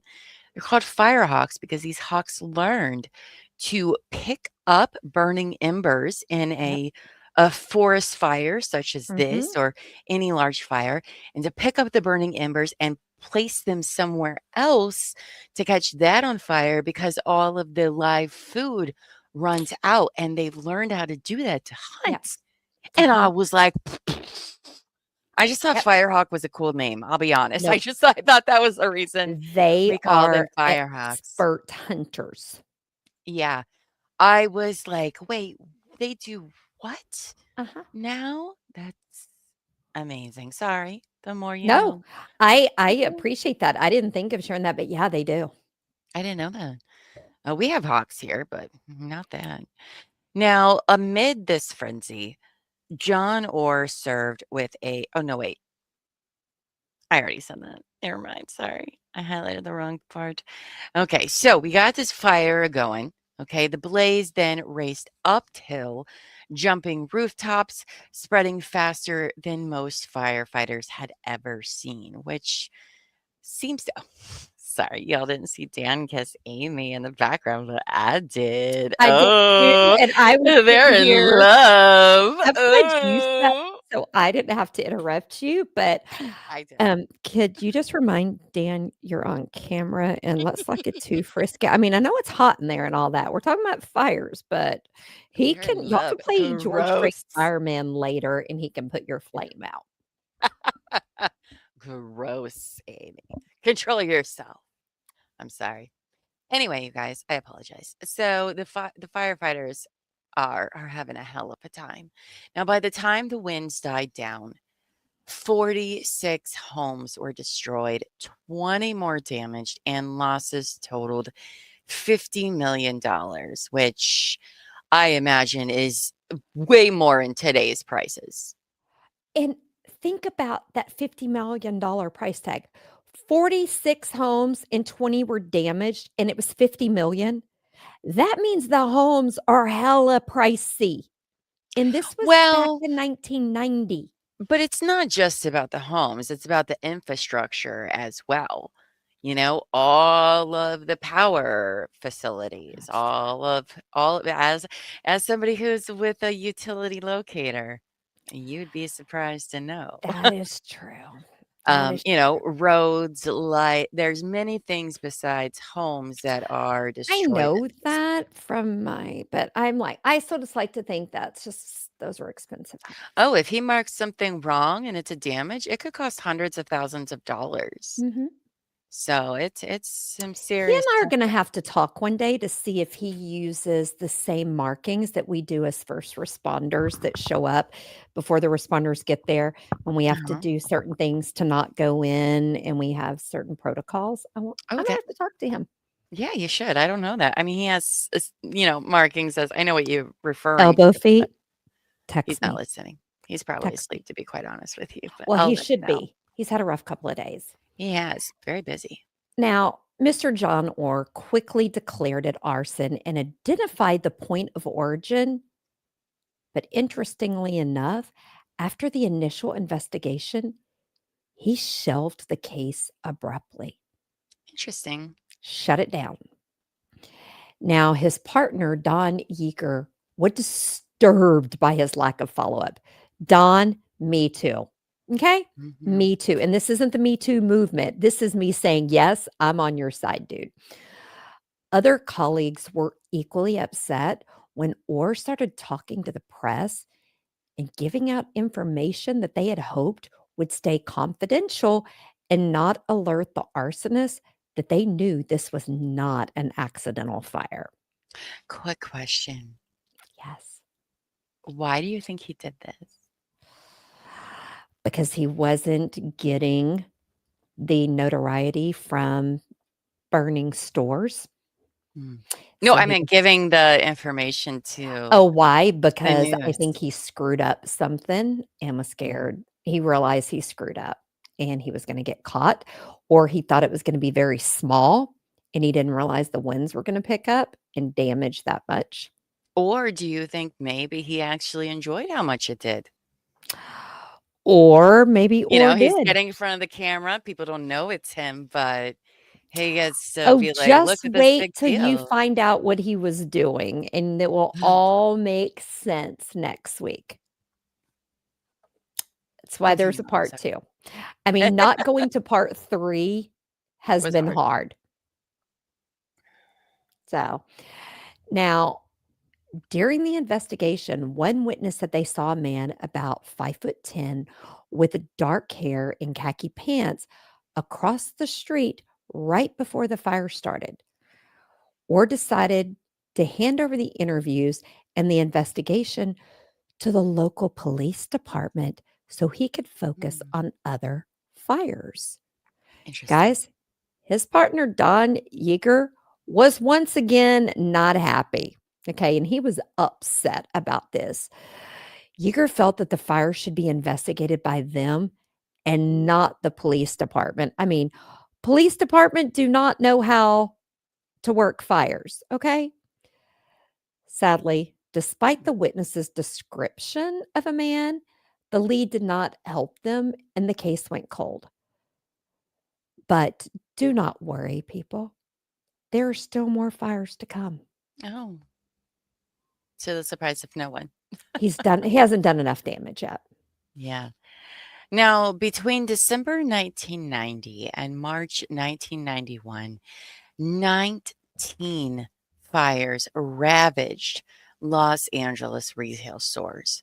Two thrifty drugstores suffered fires on the same day, with one of the fires damaging the Bank of America next door to Thrifty's. Yes, these Look at are the home video. videos. I mean, Orr's home videos, by the way, in case y'all are wondering.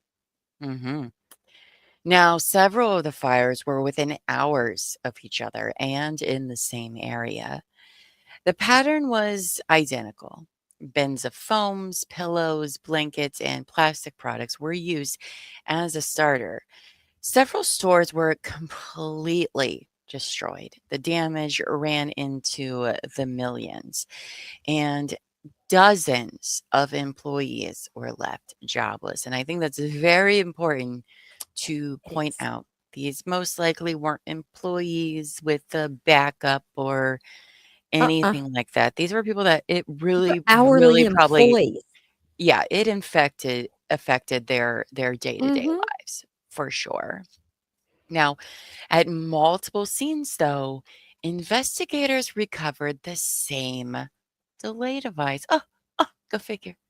Cigarettes, matches, rubber bands, and yellow paper.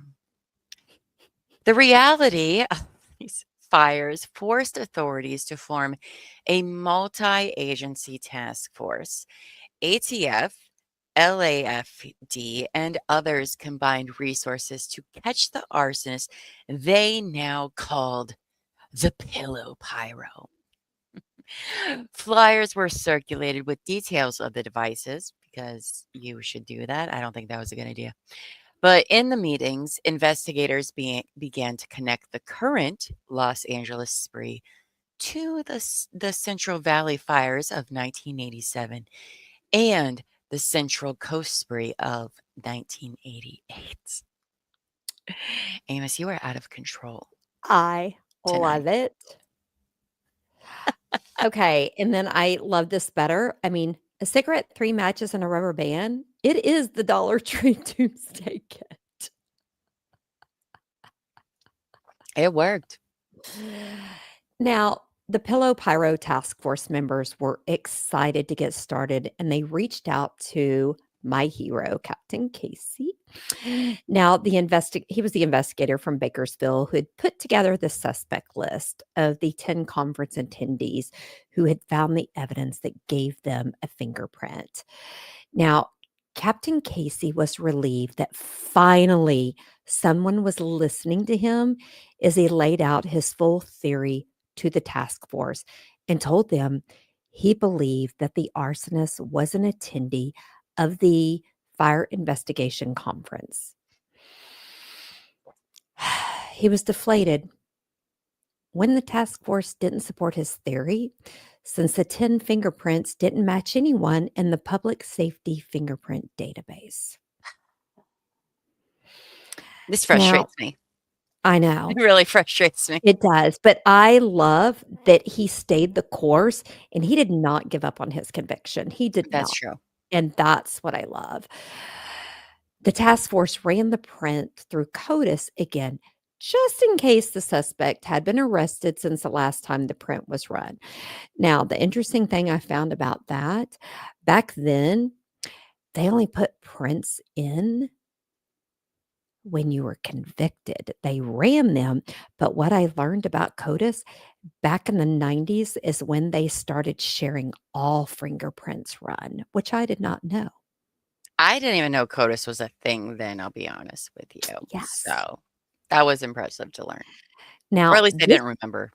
Yeah, now this time though, they also ran it through the LA County Laboratory, which also held fingerprints of all county law enforcement officers, including anyone that had applied for a job in law enforcement. You don't say. You don't say. Well, it was within the next week that the task force received a call from the LA County Laboratory warning them that the arson investigators needed to be more careful when handling evidence. Oh, really? Why is that?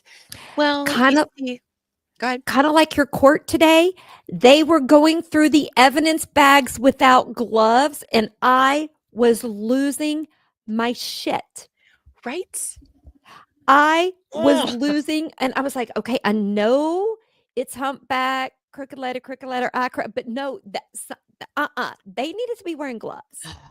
I agree. I agree. Even if it's just handling the So, bags, just to be sure. Air Force prints are government military. They are not in CODIS and not in LA County Public Service. Oh, the more you know. Did you know this? You guys. Adorable. Sorry. We have the best chat ever. We're awful, and I love it. Now, okay, so the lab technician had run the print through the databases and discovered that the print on the piece of paper belonged to a member of the Glendale Fire Department. And he suspected the evidence had been contaminated because, of course, why I mean, wouldn't have that just been the case? I you mean, wouldn't want to go to the worst scenario. They're not like us. They don't instantly go full throttle to the I would worst. think, well, at this time anyway. The print matched the highly respected fire investigator, John Orr, because of course it did. The task force was like, great, there goes our one lead. Because scoff, surely this couldn't be it. But I mean, I just have to say, is Orr trying to look adorable, sexy? Is this like his version of a fireman calendar? oh my gosh, you got our mods are out of control. They guys do not change. I love you all. Okay. Okay, see, Sammy also did a face plant today, watching them touch the evidence. Oh, y'all saw my face when they brought out that counterfeit money and he fucking grabbed it. I was like, I was yelling. Yeah, I was yelling, and I said something when the dentist was having me sit for a minute, and he goes, "Did you say something?" I'm like, "Yeah, they're not wearing gloves." And he just looked Right? at me, and I was like, "Never mind, sir." Sir. So, when Captain Casey found out about the match, he informed the task force that it could not have been a contamination issue, as John Orr had not reported to the scene in Bakersfield where the fingerprint was found. Oh, how interesting. um, Yes, did you see? Hello, monkey butt. Hello, monkey pie. Hope you win your Okay. volleyball game tonight. Yes, I hope you won tonight. I haven't been able to text you to We're find rooting out for you, how it babes. went. So, and just so you know, monkey butt, Llama, it's her birthday week. She's going to be 40. See her tiara and her sash. So, send her lots Yes. of birthday loves. Yes, but I heard you're doing great in volleyball, and we're all rooting for you, I promise, every Oh, Thursday. they did win. Yeah. Yeah! Good job, monkey butt. We're so So proud she's of you. also in band. Are y'all learning how to play the Nightmare Before Christmas? Because if you are, we're going to need to hear it. That's true. Okay. Now, what Captain Gacy found puzzling was the fact that Orr's fingerprint had been checked back in 1989 when they checked public safety employees' fingerprints, and it was not a match. So Hmm. he was like, how did that happen? But before we get into that, okay, um, I know y'all perform tomorrow night, and we are leaving to go to California. But on the good news, I'm seeing your brother this weekend. I'll be sure to take pictures with him, but y'all are going to do Oh, great at the game. I am so sad. But before we get into how that happened, I want to talk a little bit about how Orr's name made the list. Okay. yeah. Orr attended both the 1987 and the 1989 conference. And based on where his residence was, he would have had to travel along the highways where the fires were started in both 87 and 89. Interesting. He also added Orr to the list because he knew an arsonist would want to be solo, and Orr had not taken his wife to either conference, unlike others. Hmm. Interesting. Interesting indeed. So, how did Orr's fingerprint get missed in 1989? Well, you guys, it's pretty simple. All right, because back when Orr's fingerprints were put into the employee database, the technology wasn't what it was in 1991. No, it was like some guy in a room with one of those jewelry things being like, yeah, I think so. I don't know. That's what he was doing. And the technician had made an error when doing a manual comparison. His error caused Orr not to be identified earlier. Now, the task force was in shock, to say the least. You know, who wasn't in shock? Freaking Captain Casey. He was like, "No shit, I I was going to told you." say, my boyfriend, Captain Casey, yeah, I hope he's not married because his wife's gonna not be happy with me. I say boyfriend and the fact that I'm fangirling over him because he was smart and nobody listened to him. That's I true. am happily married, and I will be happy to take you and him to dinner. All right. All right. Now, it was hard to imagine or wrap your head around the idea that a well respected arson investigator, trainer, and fire captain could be a serial arsonist. But as we can all imagine, this revelation had to be handled and investigated discreetly, right? I mean, a man's entire career is on the line here. You better be sure. And the faith of the public. Oof. What's your He point, would Enos? share. What's your point? He would There's share. arrangements He would for share. her entanglements. I could just add him. I could add him to my safe list. Okay, I'm not the only one that heard her say captain instead of Nope, captain. it's Okay, always capping. I Just heard say it. no. I was like, "No, you're just used to hearing that." No. I just got all hot and bothered thinking about that. Whoa. Oh my g you need to calm down. All right. Kayla, time to go to bed. Now, John Orr was considered an esteemed member of the firefighting community, a man who had built his reputation on pursuing arsonists and protecting the public. Many of his peers had attended his training seminars, finding his insights into the psychology and behaviors of fire setters invaluable. I mean, I'm sure it was. I am sure it was invaluable. Now, Orr was especially admired for what seemed like a sixth sense, if you will, an uncanny ability to detect evidence at arson sites that even seasoned investigators overlooked. Like, oh, yeah, shut up, Lady in Gray. I mean, if you stop and think about Oh, it, man. a lot of police officers try to get in the minds of a killer. John Orr was in the mind of an arsonist because he was an arsonist. Mm, yeah, I feel like all this started way before then, but I just Oh, me. yeah. So, yeah, we'll talk about that next week. Now, Sure. colleagues often remarked that he could determine the cause of a fire faster than most, Hmm. frequently locating incendiary devices with remarkable ease. Yeah, because he set them, people. Anyway, when Oh, that's a flames horrible picture. erupted, I know, look at it. Mm. Sorry. When flames erupted or had a tendency to appear quickly, sometimes even before the first responders arrived. Mhm. Not good, John.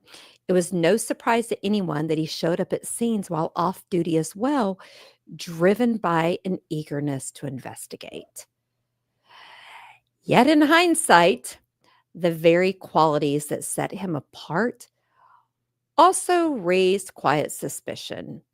His relentless presence at fires, his swift conclusion, and his apparent instinct for uncovering hidden clues seemed at times to be precise, maybe coincidence, quinkydinks. Mm. Still, without hard evidence, members of the task force recognized the risk of letting speculation guide them. Guys, I will let it guide me. Just don't worry about it. I will put my name on the line and I will say he did it. Okay? I'm willing to go out there on that limb. So, for all they knew then, the oddities surrounding John Orr could just as easily have been explained as the habits of an exceptionally dedicated fire investigator. Mhm. For the Pillow Pyro Task Force, love the name. I just wanna say, you don't see very many, good, task force names, but I enjoyed the Pillow Pyro Task Force.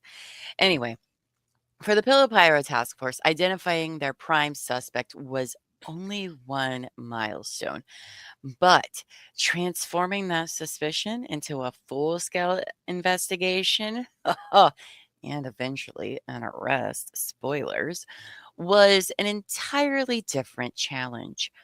Because of the seriousness of allegations against John Orr, the United States Attorney's Office, that's right, the big dogs here, quickly become involved. And trust me, you do not want them involved. You Mm, don't want it at all. It's bad news bears. You no, don't want it. you don't. Mm-mm. You ain't beating it. Okay. It ain't happening. Their goal was to establish an airtight chain of evidence that could withstand scrutiny in court and support the most compelling case possible. Prosecuting a California fire official for setting the very blazes he was sworn to prevent was no ordinary undertaking. It was a high profile criminal case that demanded meticulous attention to detail because what would the public think? You know, And they needed to be right about this. just a reminder, this fire that took 4 lives is still considered an accident at this point in time. Which is crazy. But And I mean, that's the thing that I can't wrap my head around, that at this point, you're not going, "Oh, wow, I think we missed one," you know? Yeah.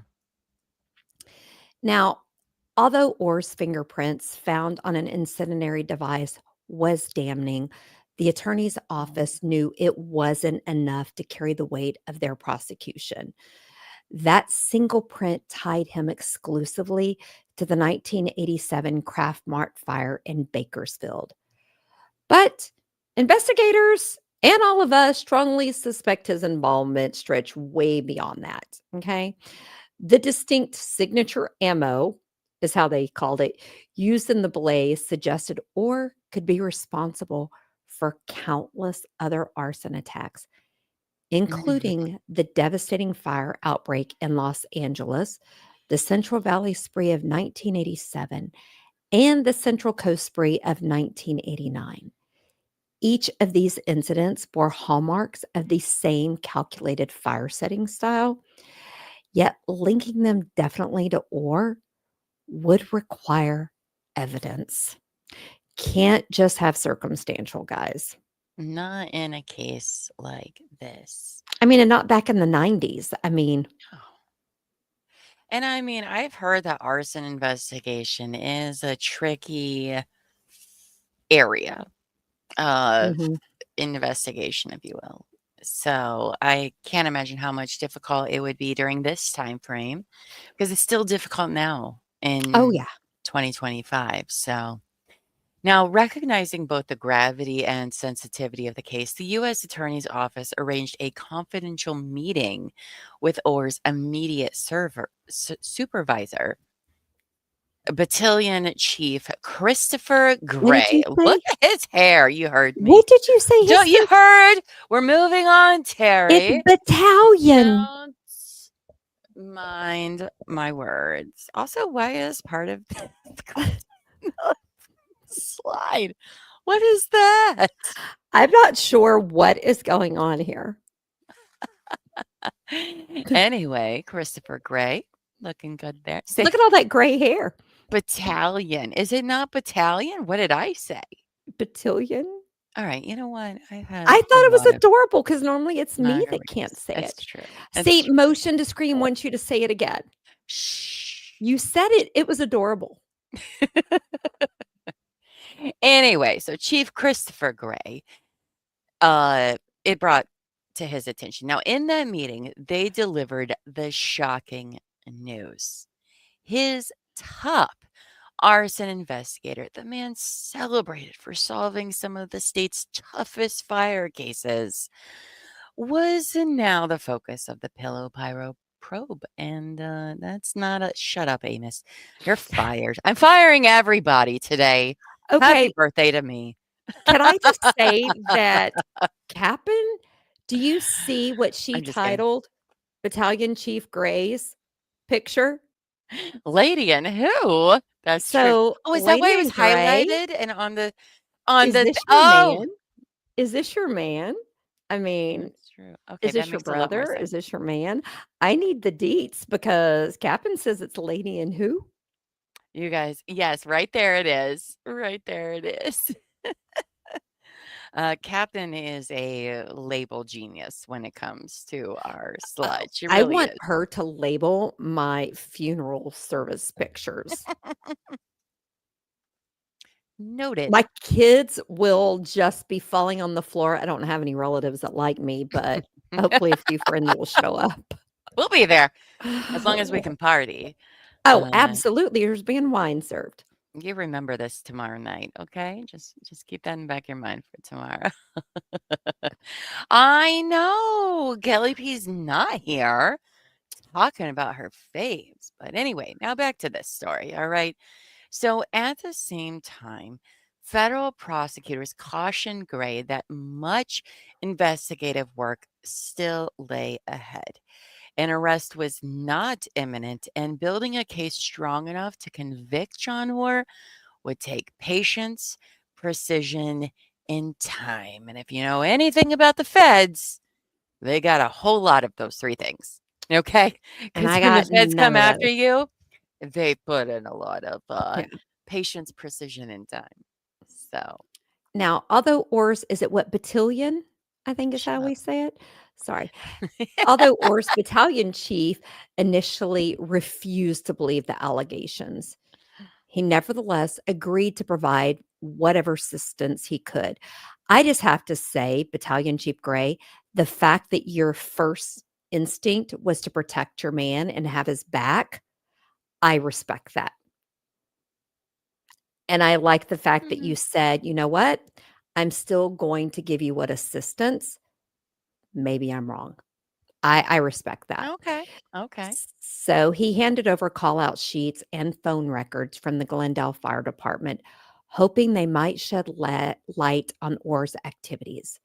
Gray also revealed that John Orr was scheduled to attend a 5-day peace officer safety training course in San Luis Obispo at the end of the month. To the U.S. Attorney's Office, this detail was heartbreaking. You mean a breakthrough? Excuse me. It was a breakthrough, not heartbreaking. Okay.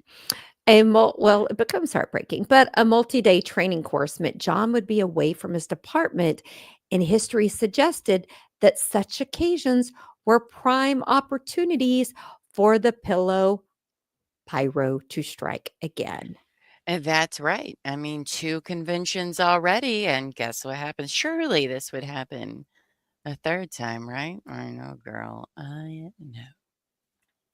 Now, on the morning of April 28th, 1991, just 1 day before the training was set to begin, John Orr set out for San Luis Obispo, the coastal city nestled roughly halfway between Los Angeles and San Francisco. I see what I did there.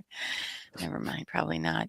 He had no idea that investigators were prepared for him and watching him. That's right. Eyes on Mr. Orr. There's some ATF surveillance video for you. I love that this is the 90s. Imagine how big those cameras were. I know, I'm see like, us how taking did you you out. hide that? Even though the camera is half the size of a human being, Yep. you can't see us. We're super secret. Now, a tracking device had been planted beneath his car, and a massive surveillance operation shadowed his every move. 6 unmarked vehicles, a fixed wing aircraft, they aren't fucking around, and a team of undercover agents. Still, tailing him was no easy feat. Once Orr hit the freeway, he practiced being Mario Andretti because of course he did. Okay, wait, what was that Speeding name again? Andretti. It says Andrade, but we pronounce it Mario It's Andretti, Mario is it not? Andretti. No, not in Ohio. I'm sorry, you're wrong. Okay, I'm a Texas girl, but that is Mario Andretti. It is literally the only way I've heard his name pronounced ever. I'm I think not that you saying live it's in right. Ohio. Y'all also have Mario black-eyed Andretti. peas. You also have black-eyed peas as some college mascot, so you're fine. Go on. Honest to God, I thought that was his name. That's literally how I've always heard it. Mario Andretti. Mario But Andretti is how it is. yes. Are those I 2 was different just people? I was gaslighting you, honey, and you fell Is it? for it. You know what? This is why I don't drink tequila in public, Terry. You all Hey, can't be trusted. your clothes are still on, so you are fine. We say Andretti too. It's See? Oh, Andretti. I was just gaslighting you, and you fell for it. I mean, honestly, it should be Andriotti if you see the way it's See, spelled. Sammy, he's a NASCAR guy. He's not a NASCAR guy. I know he's He's not. not a NASCAR guy. He's a Even formula I. guy, isn't he? Yes. Because he's with Patrick Dempsey level. Patrick, like the actor? Patrick Dempsey drives formula cars? Oh my god, No yes. shit. I didn't know that. Oh my god, he does the thing in Wait. Paris where they go over the thingy-mabob. Why did you come out to look at me? He I goes to wasn't. Monaco. Oh, okay. Really? I did not know that Oh about my Patrick god, him and Dempsey. his wife almost got divorced for that, besides cheating, but yeah, because he slept with me. I'm sorry. Amy just put in our notes, Mario and drawer. You are out of control. This is what happens when I don't talk to Amos for a whole week. She apparently has a freaking life. She's out of control when I do see her again. Now, anyway, he's being Mario Andretti, okay? Dodging through traffic in LA somehow. I imagine traffic in LA was just as bad during this time as it is now. Anyway, so despite his reckless driving, though, the tracker showed he made it directly to his hotel without any suspicious detours.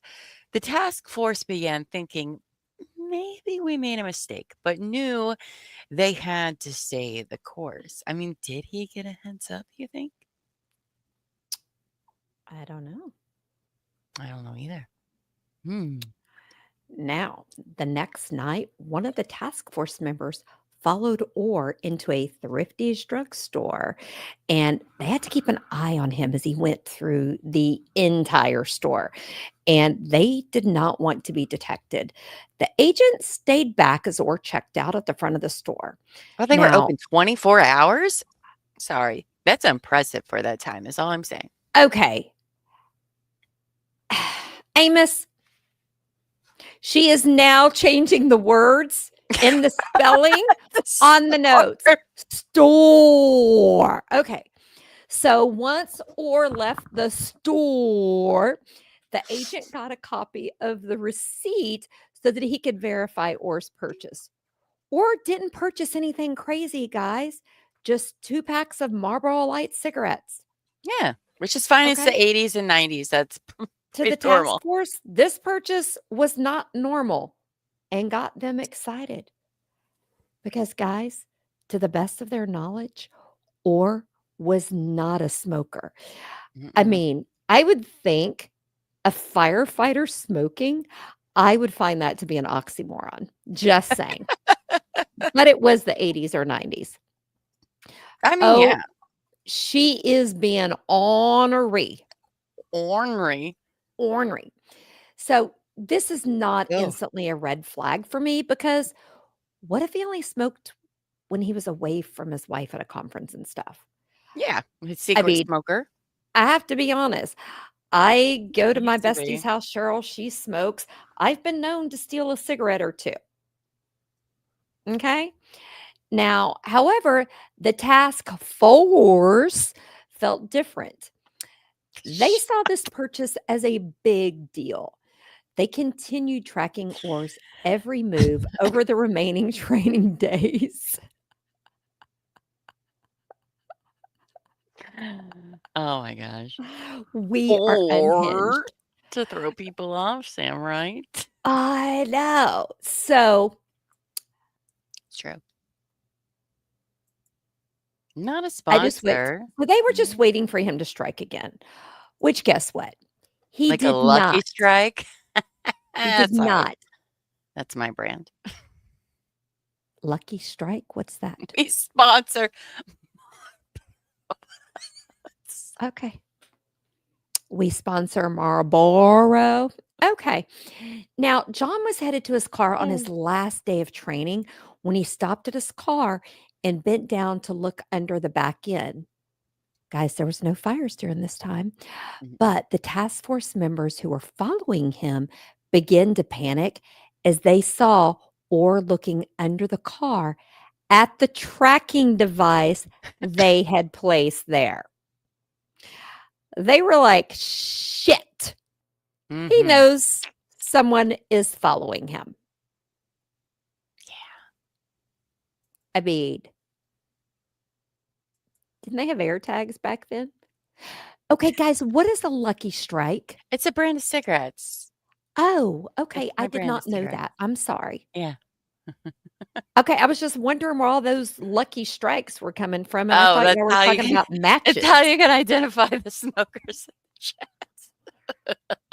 Okay. Does chat. anyone smoke clove cigarettes? That's the only kind No, I because like we're to all grown smoke. adults. Sorry.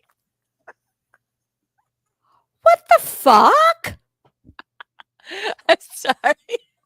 Are you saying adults do not smoke clove cigarettes? That's exactly what I'm saying. I've never met an adult that wasn't in high school or the early college before Well, they're old guess enough to what? I drink. smoked one in July at Catherine's birthday party because the DJ had some at Gillies, and I went up and flirted, and he gave me one, and Double H was okay with it.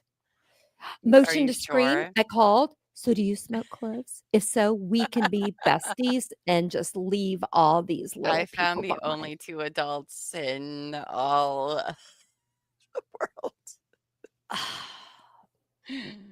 I'm done Oh, with I you love you people. guys. Even if so, I love you. Go on. Oh my God. Here we go. Oh, is it my turn? Okay. To their shock, Amos, now is not the time to play games. Okay. To their shock, or didn't do anything. He just stood back and got into his car, which is very weird when you think something's going on with your car. But okay. The team followed him and got another shock when Orr drove straight to the San Luis Obispo Police Department. Orr went inside, and the task force members waited in their vehicles until Orr left the. Jesus Christ. So, any new people Oh, who are listening to this, we're not always this unhinged. no. But let me just say, Llama's been on camera all day. It is her That's true. birthday week. And I have now had half a bottle of a Pinot Noir. So, I have been I on mean, since 9:45 a.m. I'm if also you're delirious. not here for this God. insanity, we're probably not the people you want to listen to. Because guess what? We're gonna have whores and wars all night long. Whores and oars. What a birthday for me. Oh my gosh. I don't know what that means, but I'm excited. Your whore's gonna show up soon. Emotion. This is literally the best episode. If you guys saw our notes, oh man. Anyway, let me stop. So, Orr left the poor police department. Jeez. Oh my goodness. They then went to walk to. Sorry, compose myself.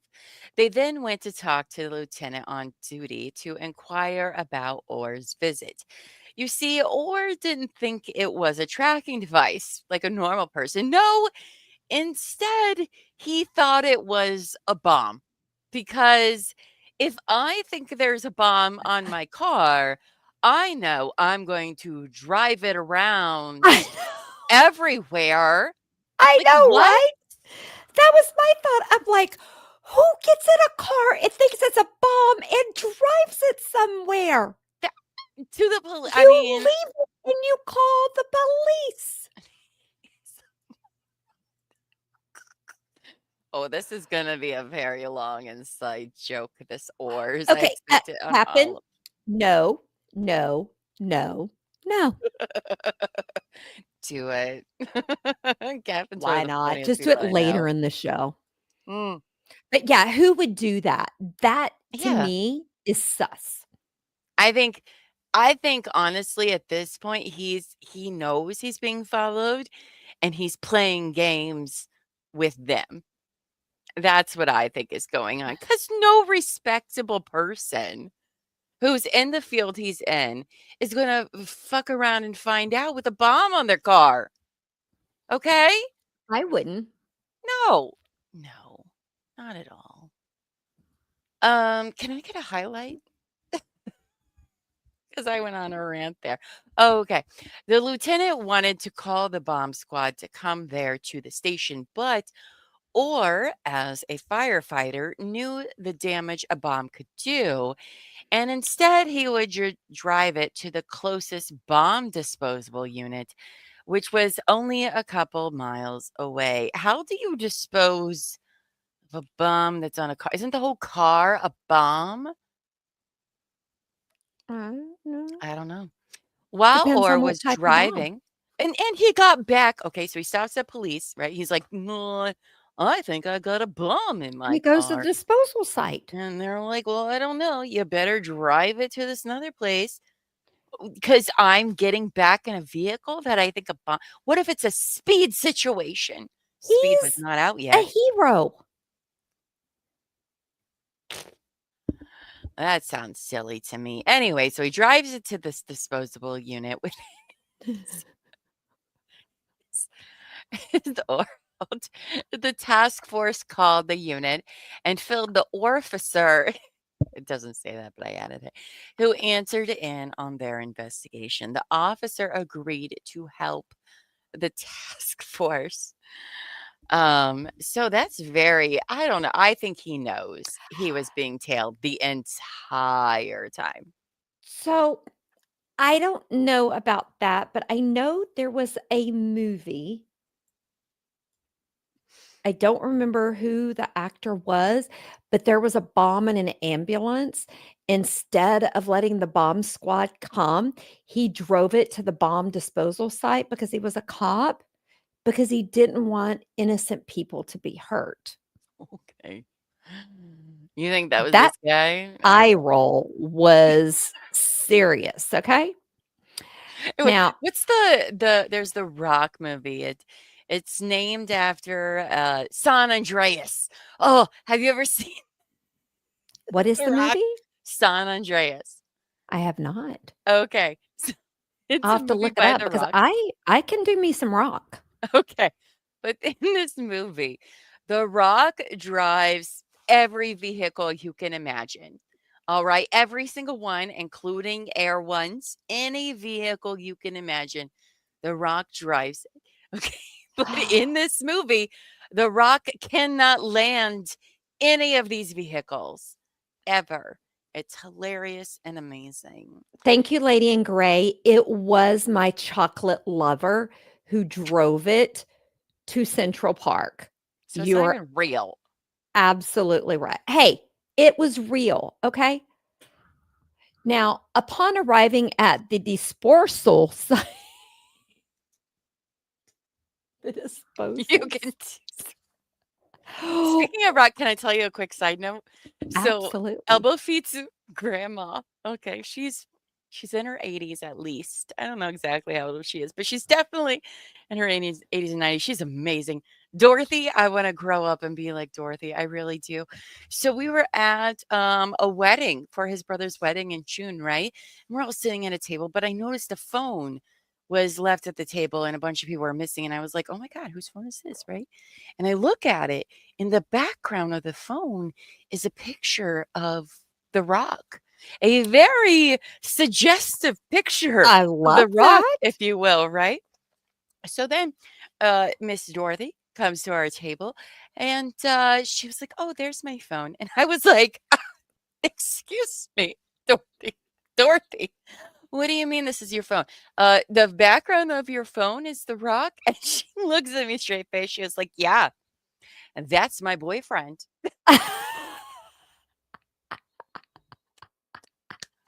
Oh, Dorothy. Love you, Dorothy. You're amazing. Okay. I love that, and I have to say the great thing my grandmother yes, Dwayne Johnson, The Rock. Hello? Who Is else there would another you oh, Rock? sorry. We're not talking about Rocky. I think she had a picture of so then, okay, that was at the wedding. All right, a couple weeks later is the 4th of July. We go to Brenton's parents' house, and I see a car there I don't really recognize, okay? And on the back, they have a decal of Deadpool, all right, riding a unicorn. We're huge Marvel Deadpool nerds, okay? It's a younger kid. Not it's not everybody's favorite, right? And I'm assuming that must be his brother's new Right, wife because I don't really see her. Well, whatever. I right. assume that's her because why not? Right. So we go into the house and nobody's there but his parents and lovely Miss Dorothy. And we're like, oh, we thought so and so was here. And they're like, no. Dorothy is like, that's my car. And we're like with the Deadpool thing. And she was like, yeah, I love Deadpool. Oh my god. I Love that. I am obsessed with I mean, we've been together for, 13 years now, and Okay, I I need to love meet her. Dorothy next time I come to visit because Yes. I wanna be her. Now, I do just too. while we're on a Hero. side note, the reason I say chocolate lover, I will never forget the day that my mother looked at me and I can never say his name, Sidney Portier, I think is how Sidney you say it? Poitier? Yes. Mhm. My mom, he came up on TV and she was like, "Oh, that is chocolate that could melt all over me." And I'm talking I'm in my 40s, and I look at Dang. her and I said, "Excuse me?" She goes, "Oh, yeah, and there wouldn't be any left to lick off." Oh. Oh my, Uh, no. and so that's why I call, Shamar Moore my chocolate lover because he c if Shamar Moore? my Yes. mom can have Sidney Poitier melt on her, I can have Shamar Moore, Derek Morgan, whatever he wants me to call Yes, please him. and thank you. Mm. I can add hard to say names to my repertoire. I can even say repertoire. Oh, oh. Now, once he arrived at that disposal site or informed the officer that he thought there was a bomb on his car, and the officer looked under the car, removed the item, and told Orr that it was just a harmless fake explosive and that most likely some kids looking for a thrill placed it on his car. What kind of Yeah, excuse is that? I'd be like, "What the fuck do you mean? This is not some harm." No. it's California. Yes. So Orr was not convinced, and the officer agreed to send the fake bomb to the lab to confirm it was fake. Orr then agreed. But first, he took several pictures of the device, including the numbers, which would lead the task force to realize Orr did We'd not whacker buy hot. that whole fake bomb story, and they were worried that he would track the device back to the ATF. Yeah, you need to do a better job of sticking it. Now, Oh. Orr got back in his car and went to his final day of training. Now, the task force was able to gain entry into Orr's hotel room on that last day, and they did not find any evidence that he had smoked any cigarettes in his room. And since they had been watching him, they had never seen him take a cigarette break, leaving them more convinced that he bought the cigarettes to start more fires. Yeah, that's real suspicious. I mean, maybe he bought them there so he wouldn't get seen locally. I don't know. Lady in Gray, Mm. he was not Like just pretty weed hot. whack-a-hot, He was hot. right? Weed whack-a-hot. Honey, he could make me Whack-a-hot. sin and go to confession on Sunday. Shamar Moore, please come on as guest show. Shamar Moore. Anyway, okay, so the task force got another surprise when Orr's wife showed up on the final afternoon of the training. Surprise! They suspected that Orr would not be starting any fires while he was spending time with his wife, but they stayed the course and followed the couple everywhere over the next few days. Maybe you think he called her and was like, "Hey, babe, why don't you come up? I think this would be great just to fuck with the people trailing." I do. I I do. think they were having marital issues and she wanted to go. And that's why he bought the cigarettes and he didn't start any fires because he knew she was coming up. I don't know. That's Maybe my could be either or. but they're Or in separate cars going home. that's true. That's true. So his wife comes up. They stayed the course, the investigators, and followed the couple everywhere over the next 2 days. The task force was, of course, frustrated when Orr returned home without any new fires.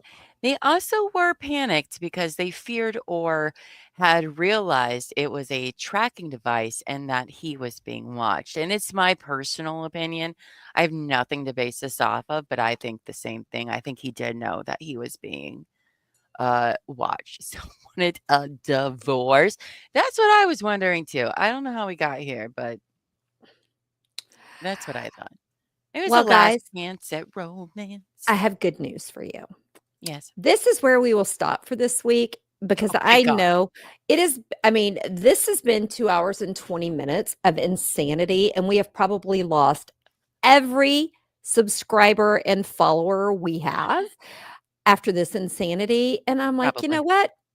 It's Yeah. okay. We It's had fine. fun. Um, and we love it. But guys, next week we're going to continue the Pillow Pyro part 2. We're going to dive deep into his arrest, the trial, the aftermath, and the psychology. Because the thing Yes. that you guys need to understand, and I thought I had a good handle on arsonist psychology, Mm-mm. um, I actually learned some things, and it took me longer to write and do research for part 2 because I learned so many new things that they have learned since all of this happened Yes. about firefighters, arsonist psychology. It is a little bit different than just your normal arsonist. And that is true. I find Uh, arson is fascinating. So motioned. This is I'm based off glad of. you think Thank so. you. We are so glad. Oh boy, what a mess we are. Picking up in the same Motion. area. They wanted to get intel, but also made a mess trying to throw them off. Maybe so. Yeah, I mean, Maybe so. showing he's not so smart makes me realize why he didn't pass the police academy exam Maybe. because yeah. Maybe. Now, Yeah. so next week will not be as long. Okay. This week Well, wasn't supposed to be as long either, but here we are. it might be, but it will be the last next Thursday will be the last time y'all see me on camera for 3 weeks. Which is even more reason why it'll be later. But join us next week for more. See what we did there? Yes, leave all of your or pun comments in the comment section because I love puns. I love puns so much. In case you couldn't tell tonight, I do a lot. So join us for part 2 next Thursday after Llama's 40th birthday. See, I mean, come on. It's Oh, hilarious. It writes itself. And you guys, exactly. again, we're not laughing at the devastating fires and the deaths that it caused. No, We're laughing at John Orr because John Orr is a piece of shit. he is. Okay. So we're making fun of him Absolutely. specifically, not necessarily his crimes, I which mean, some people have a bes difficulty understanding, but besides the people he killed, the property damage, the people's homes, childhood photos, the it's all important. everything, he also destroyed and hurt his wife and his children. Hmm. I mean, Agreed. This this guy sucks. guy caused so many problems. Or is gonna have to replace it to Haslong. I agree. I can't wait No, for house tomorrow. long until or I don't know, we're gonna have to put them together. No, this definitely caused long-lasting trauma for a lot of people. You know, when fires happen, people are like, "Well, it's just things," but those things can be very sentimental, important things. For example, I can't picture stuff in my head. I have aphantasia. I have no Me visual memories whatsoever. I can't close my eyes and even picture my own kid's face. It doesn't work that way. So a fire to take all of the photos I have would be absolutely devastating. I know some people thinks that it's just things, but it can be a lot and more of priceless some of those families did things. not have fire insurance because fire No, insurance is very expensive in California. that and it's also the 80s and 90s for Pete's sake, But you know? so not only did they lose everything, they didn't have money to rebuild. And let's not forget the sweet little baby and the people who died because of this Right. man. I mean, he should be sitting in the smallest jail cell. Yes. So Yes, give me that's your true too. closing thoughts. All right, closing thoughts. One, I have a lot of questions because, of course, I do. But I'm pretty sure that they're all going to be answered in part two or most of them of this story. So be sure you watch us next week for part two because I'm pretty sure that's where a lot of my answers lies. But I just want to say I've said this before when we were covering Thomas Sweat. I find arsonists to be very fascinating Mhm. to learn about. I don't love what they do, but The why they do what they do is psychology. is is very, very interesting. And you might be thinking like, "Oh, this must be a one-off case of a firefighter Mm-mm. being an arsonist." But oh no, turns out no. There are approximately 100 arrests per year of Yeah. firefighter arson. Okay? Yes. Firefighter are 100 a year. Mhm. And there are all sorts of prevention groups, pamphlets, protocols, studies, everything about this very subject. It's a very real problem, even to this day, even before John Pillow Pyro or this Mhm. has been a very big problem. And it's not even close to being a new phenomenon. I know a lot of people to be like, well, today things are so much more. No, it's always been It's around, always, for a very long time. And yeah. it's a fascinating rabbit hole to go down, a firefighter arsonist. It really, really is.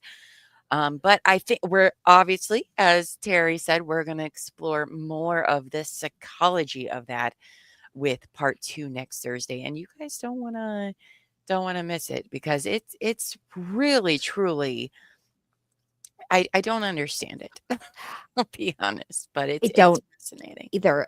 In going down the rabbit hole of psychology, reading stories about firefighters who became arsonists who never had the tendencies because of PTSD and trauma. Hmm. I mean, it's it's great. It's I mean, It not remind great. Well, it's like Munchausen by It proxy, is. right? It's usually women with their children. I feel like this is kind of the It similar is. It's thing, right? I mean, and that's why it is so fascinating to me. Mhm.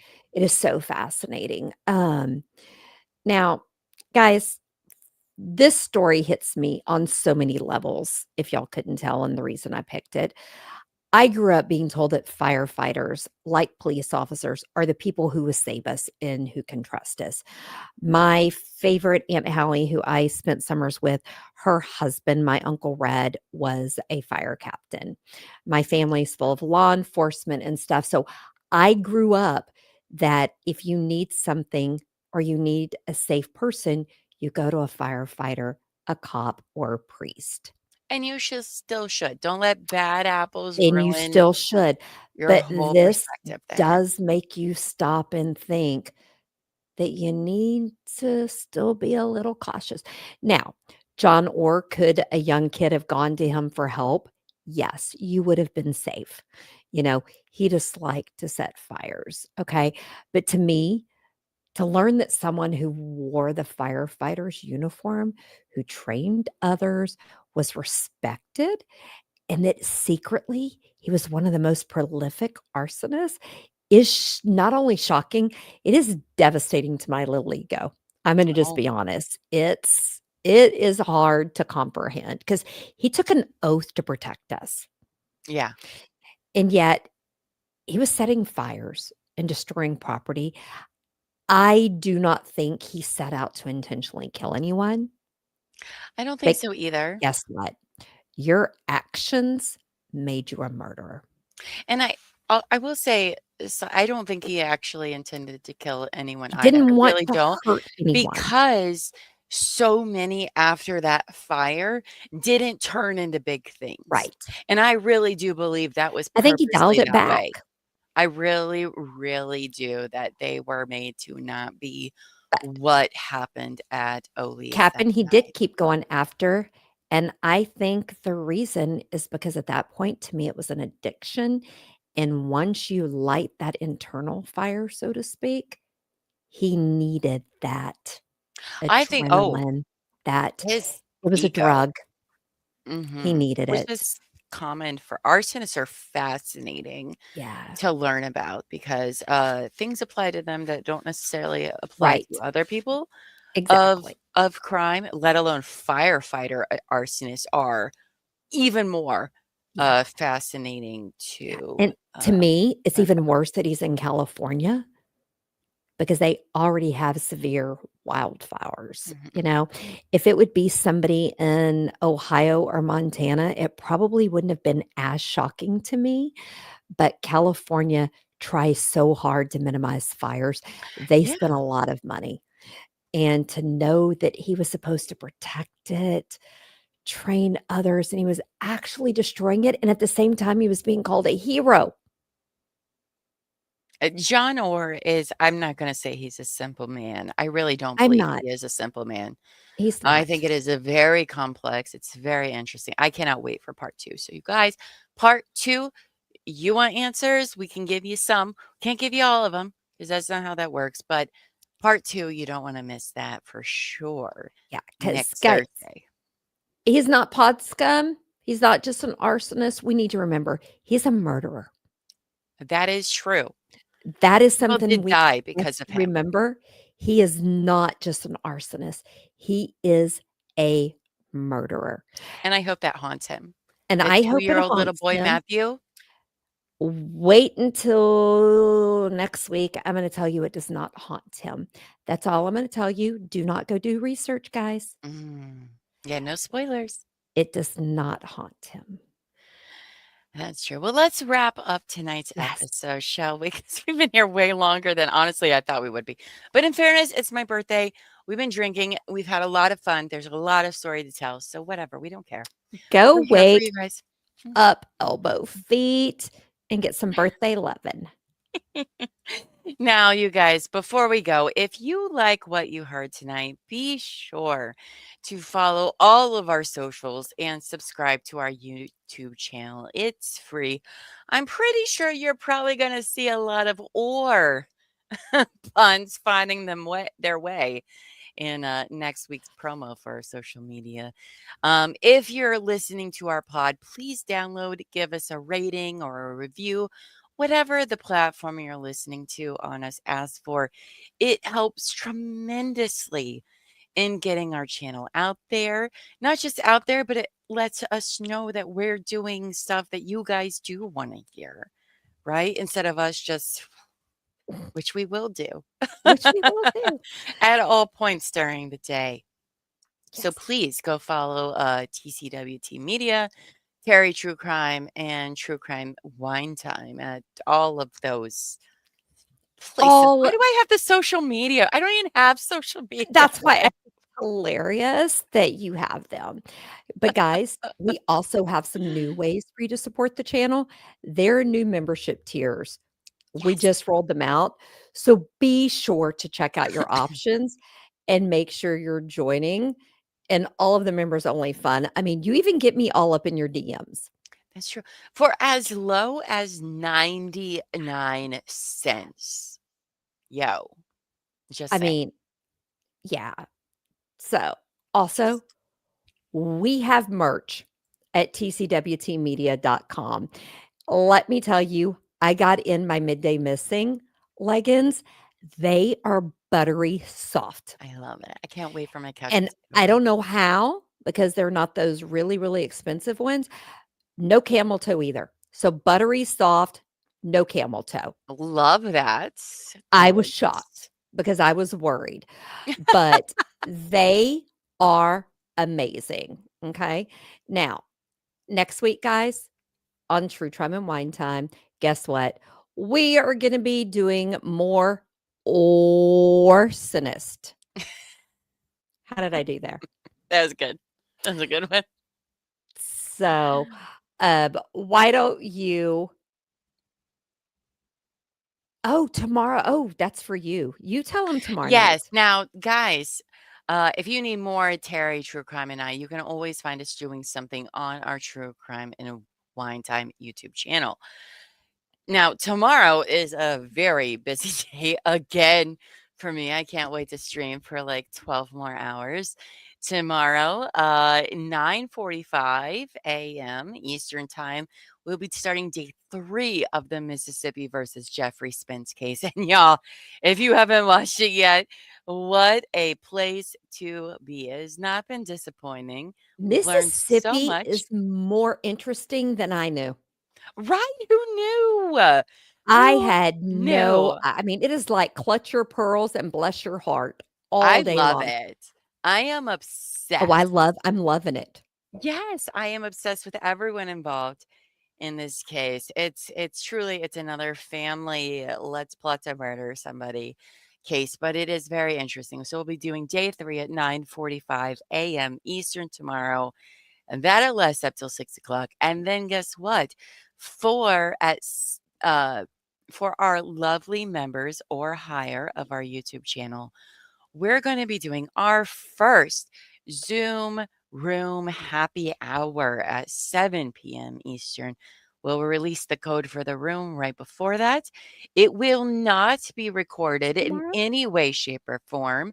You are welcome to get on cameras, on Okay. mics, be yourself. You get to hang out with us for an hour for my birthday, but also with us. We get to know you better before our live TMI, Too Much Internet show for our members at 9 p.m. Eastern, which will be apparently the lava llama levels up 40th edition with me, Teri, the lovely Amos, and of course, Elbow Feet. Thank you for reminding me about the Zoom meeting because Terry You're forgot. welcome. You're welcome. This is why Llama runs the calendar. It's on my calendar. I would have known tomorrow when I had my first call at 7 AM. Well, members, you will get the link for that. Again, you do not have to be on You do not. camera or You can audio chat. to join. If you've Totally never fine. done Zoom, you don't have to download an app. You can do it from a web Web browser. browser, there's an option right at the bottom, by the way, Yes. because that's what I do. It says it right when you pull up the room. It will not By be the way, recorded. There is nope, no recording, no transcript, nothing. you're No either there or be square. Oh, that sc didn't work. That didn't score, work, Llama. Yeah, be why did there I or be score. score? Oh, is just that's embarrassing. Let's not. Let's not. Now that's what we'll be doing tomorrow. So, tomorrow night we're doing that. If you haven't yet, please do like this video and hit the notification bell so you don't miss when we go live or drop an episode because I told you we're on like literally all the time. If you're listening on the podcast app, please download and leave a review. It's my birthday. Can you just do it It's this a one birthday. time? It's a All right, birthday. It's a 40th birthday. birthday. All right, just do it for me. All right. And it really helps other people find the show. Now, is there anything else you would like to say before we sign off, Teri? I would like to tell everyone thank you for joining us live. Those for watching us on the replay or listening us on the podcast apps, I really appreciate you not dropping your phone, throwing it against the wall, or hitting the end button because you thought we were crazy. I Yeah, I mean, do we are. appreciate it, but we are crazy. And guys, sometimes these stories are so dark and so hard. And when you live in the true crime world and the missing person world, we need to find levity where we can. Hmm. And I needed this tonight because tomorrow I have 7 episodes to pre-record for Midday Missing. That and a Not great. call with a mom of a missing person. So I needed this tonight. So thank you for not canceling us, for not hanging up on us, and for being okay with all of our or stuff because that's where we are. What you That got is for right. us, Llama? Well, thank you all, everyone, for listening and supporting us in all the numerous ways that you do. Until next time, take care of your mind, take care of each other, and never stop asking the hard questions. Like in this case, Captain Casey, our hero, who we'll learn more about next in part 2. Now, you, everybody, as I always say, go forth and be amazing. I All just right? thought of something. What? If you would like to send a happy birthday Oh, greeting geez. for Llama, if you could please email that to Amy at tcwtmedia.com. Or Damn. if you snippet it or something that you just found so funny you couldn't live, everyone, please be sure to send that. Bye, everyone. Bye, everyone. Yes, please send that to Amy so she stops harassing me, or don't send anything. Bye, guys. Either way, thank you guys so much. Bye.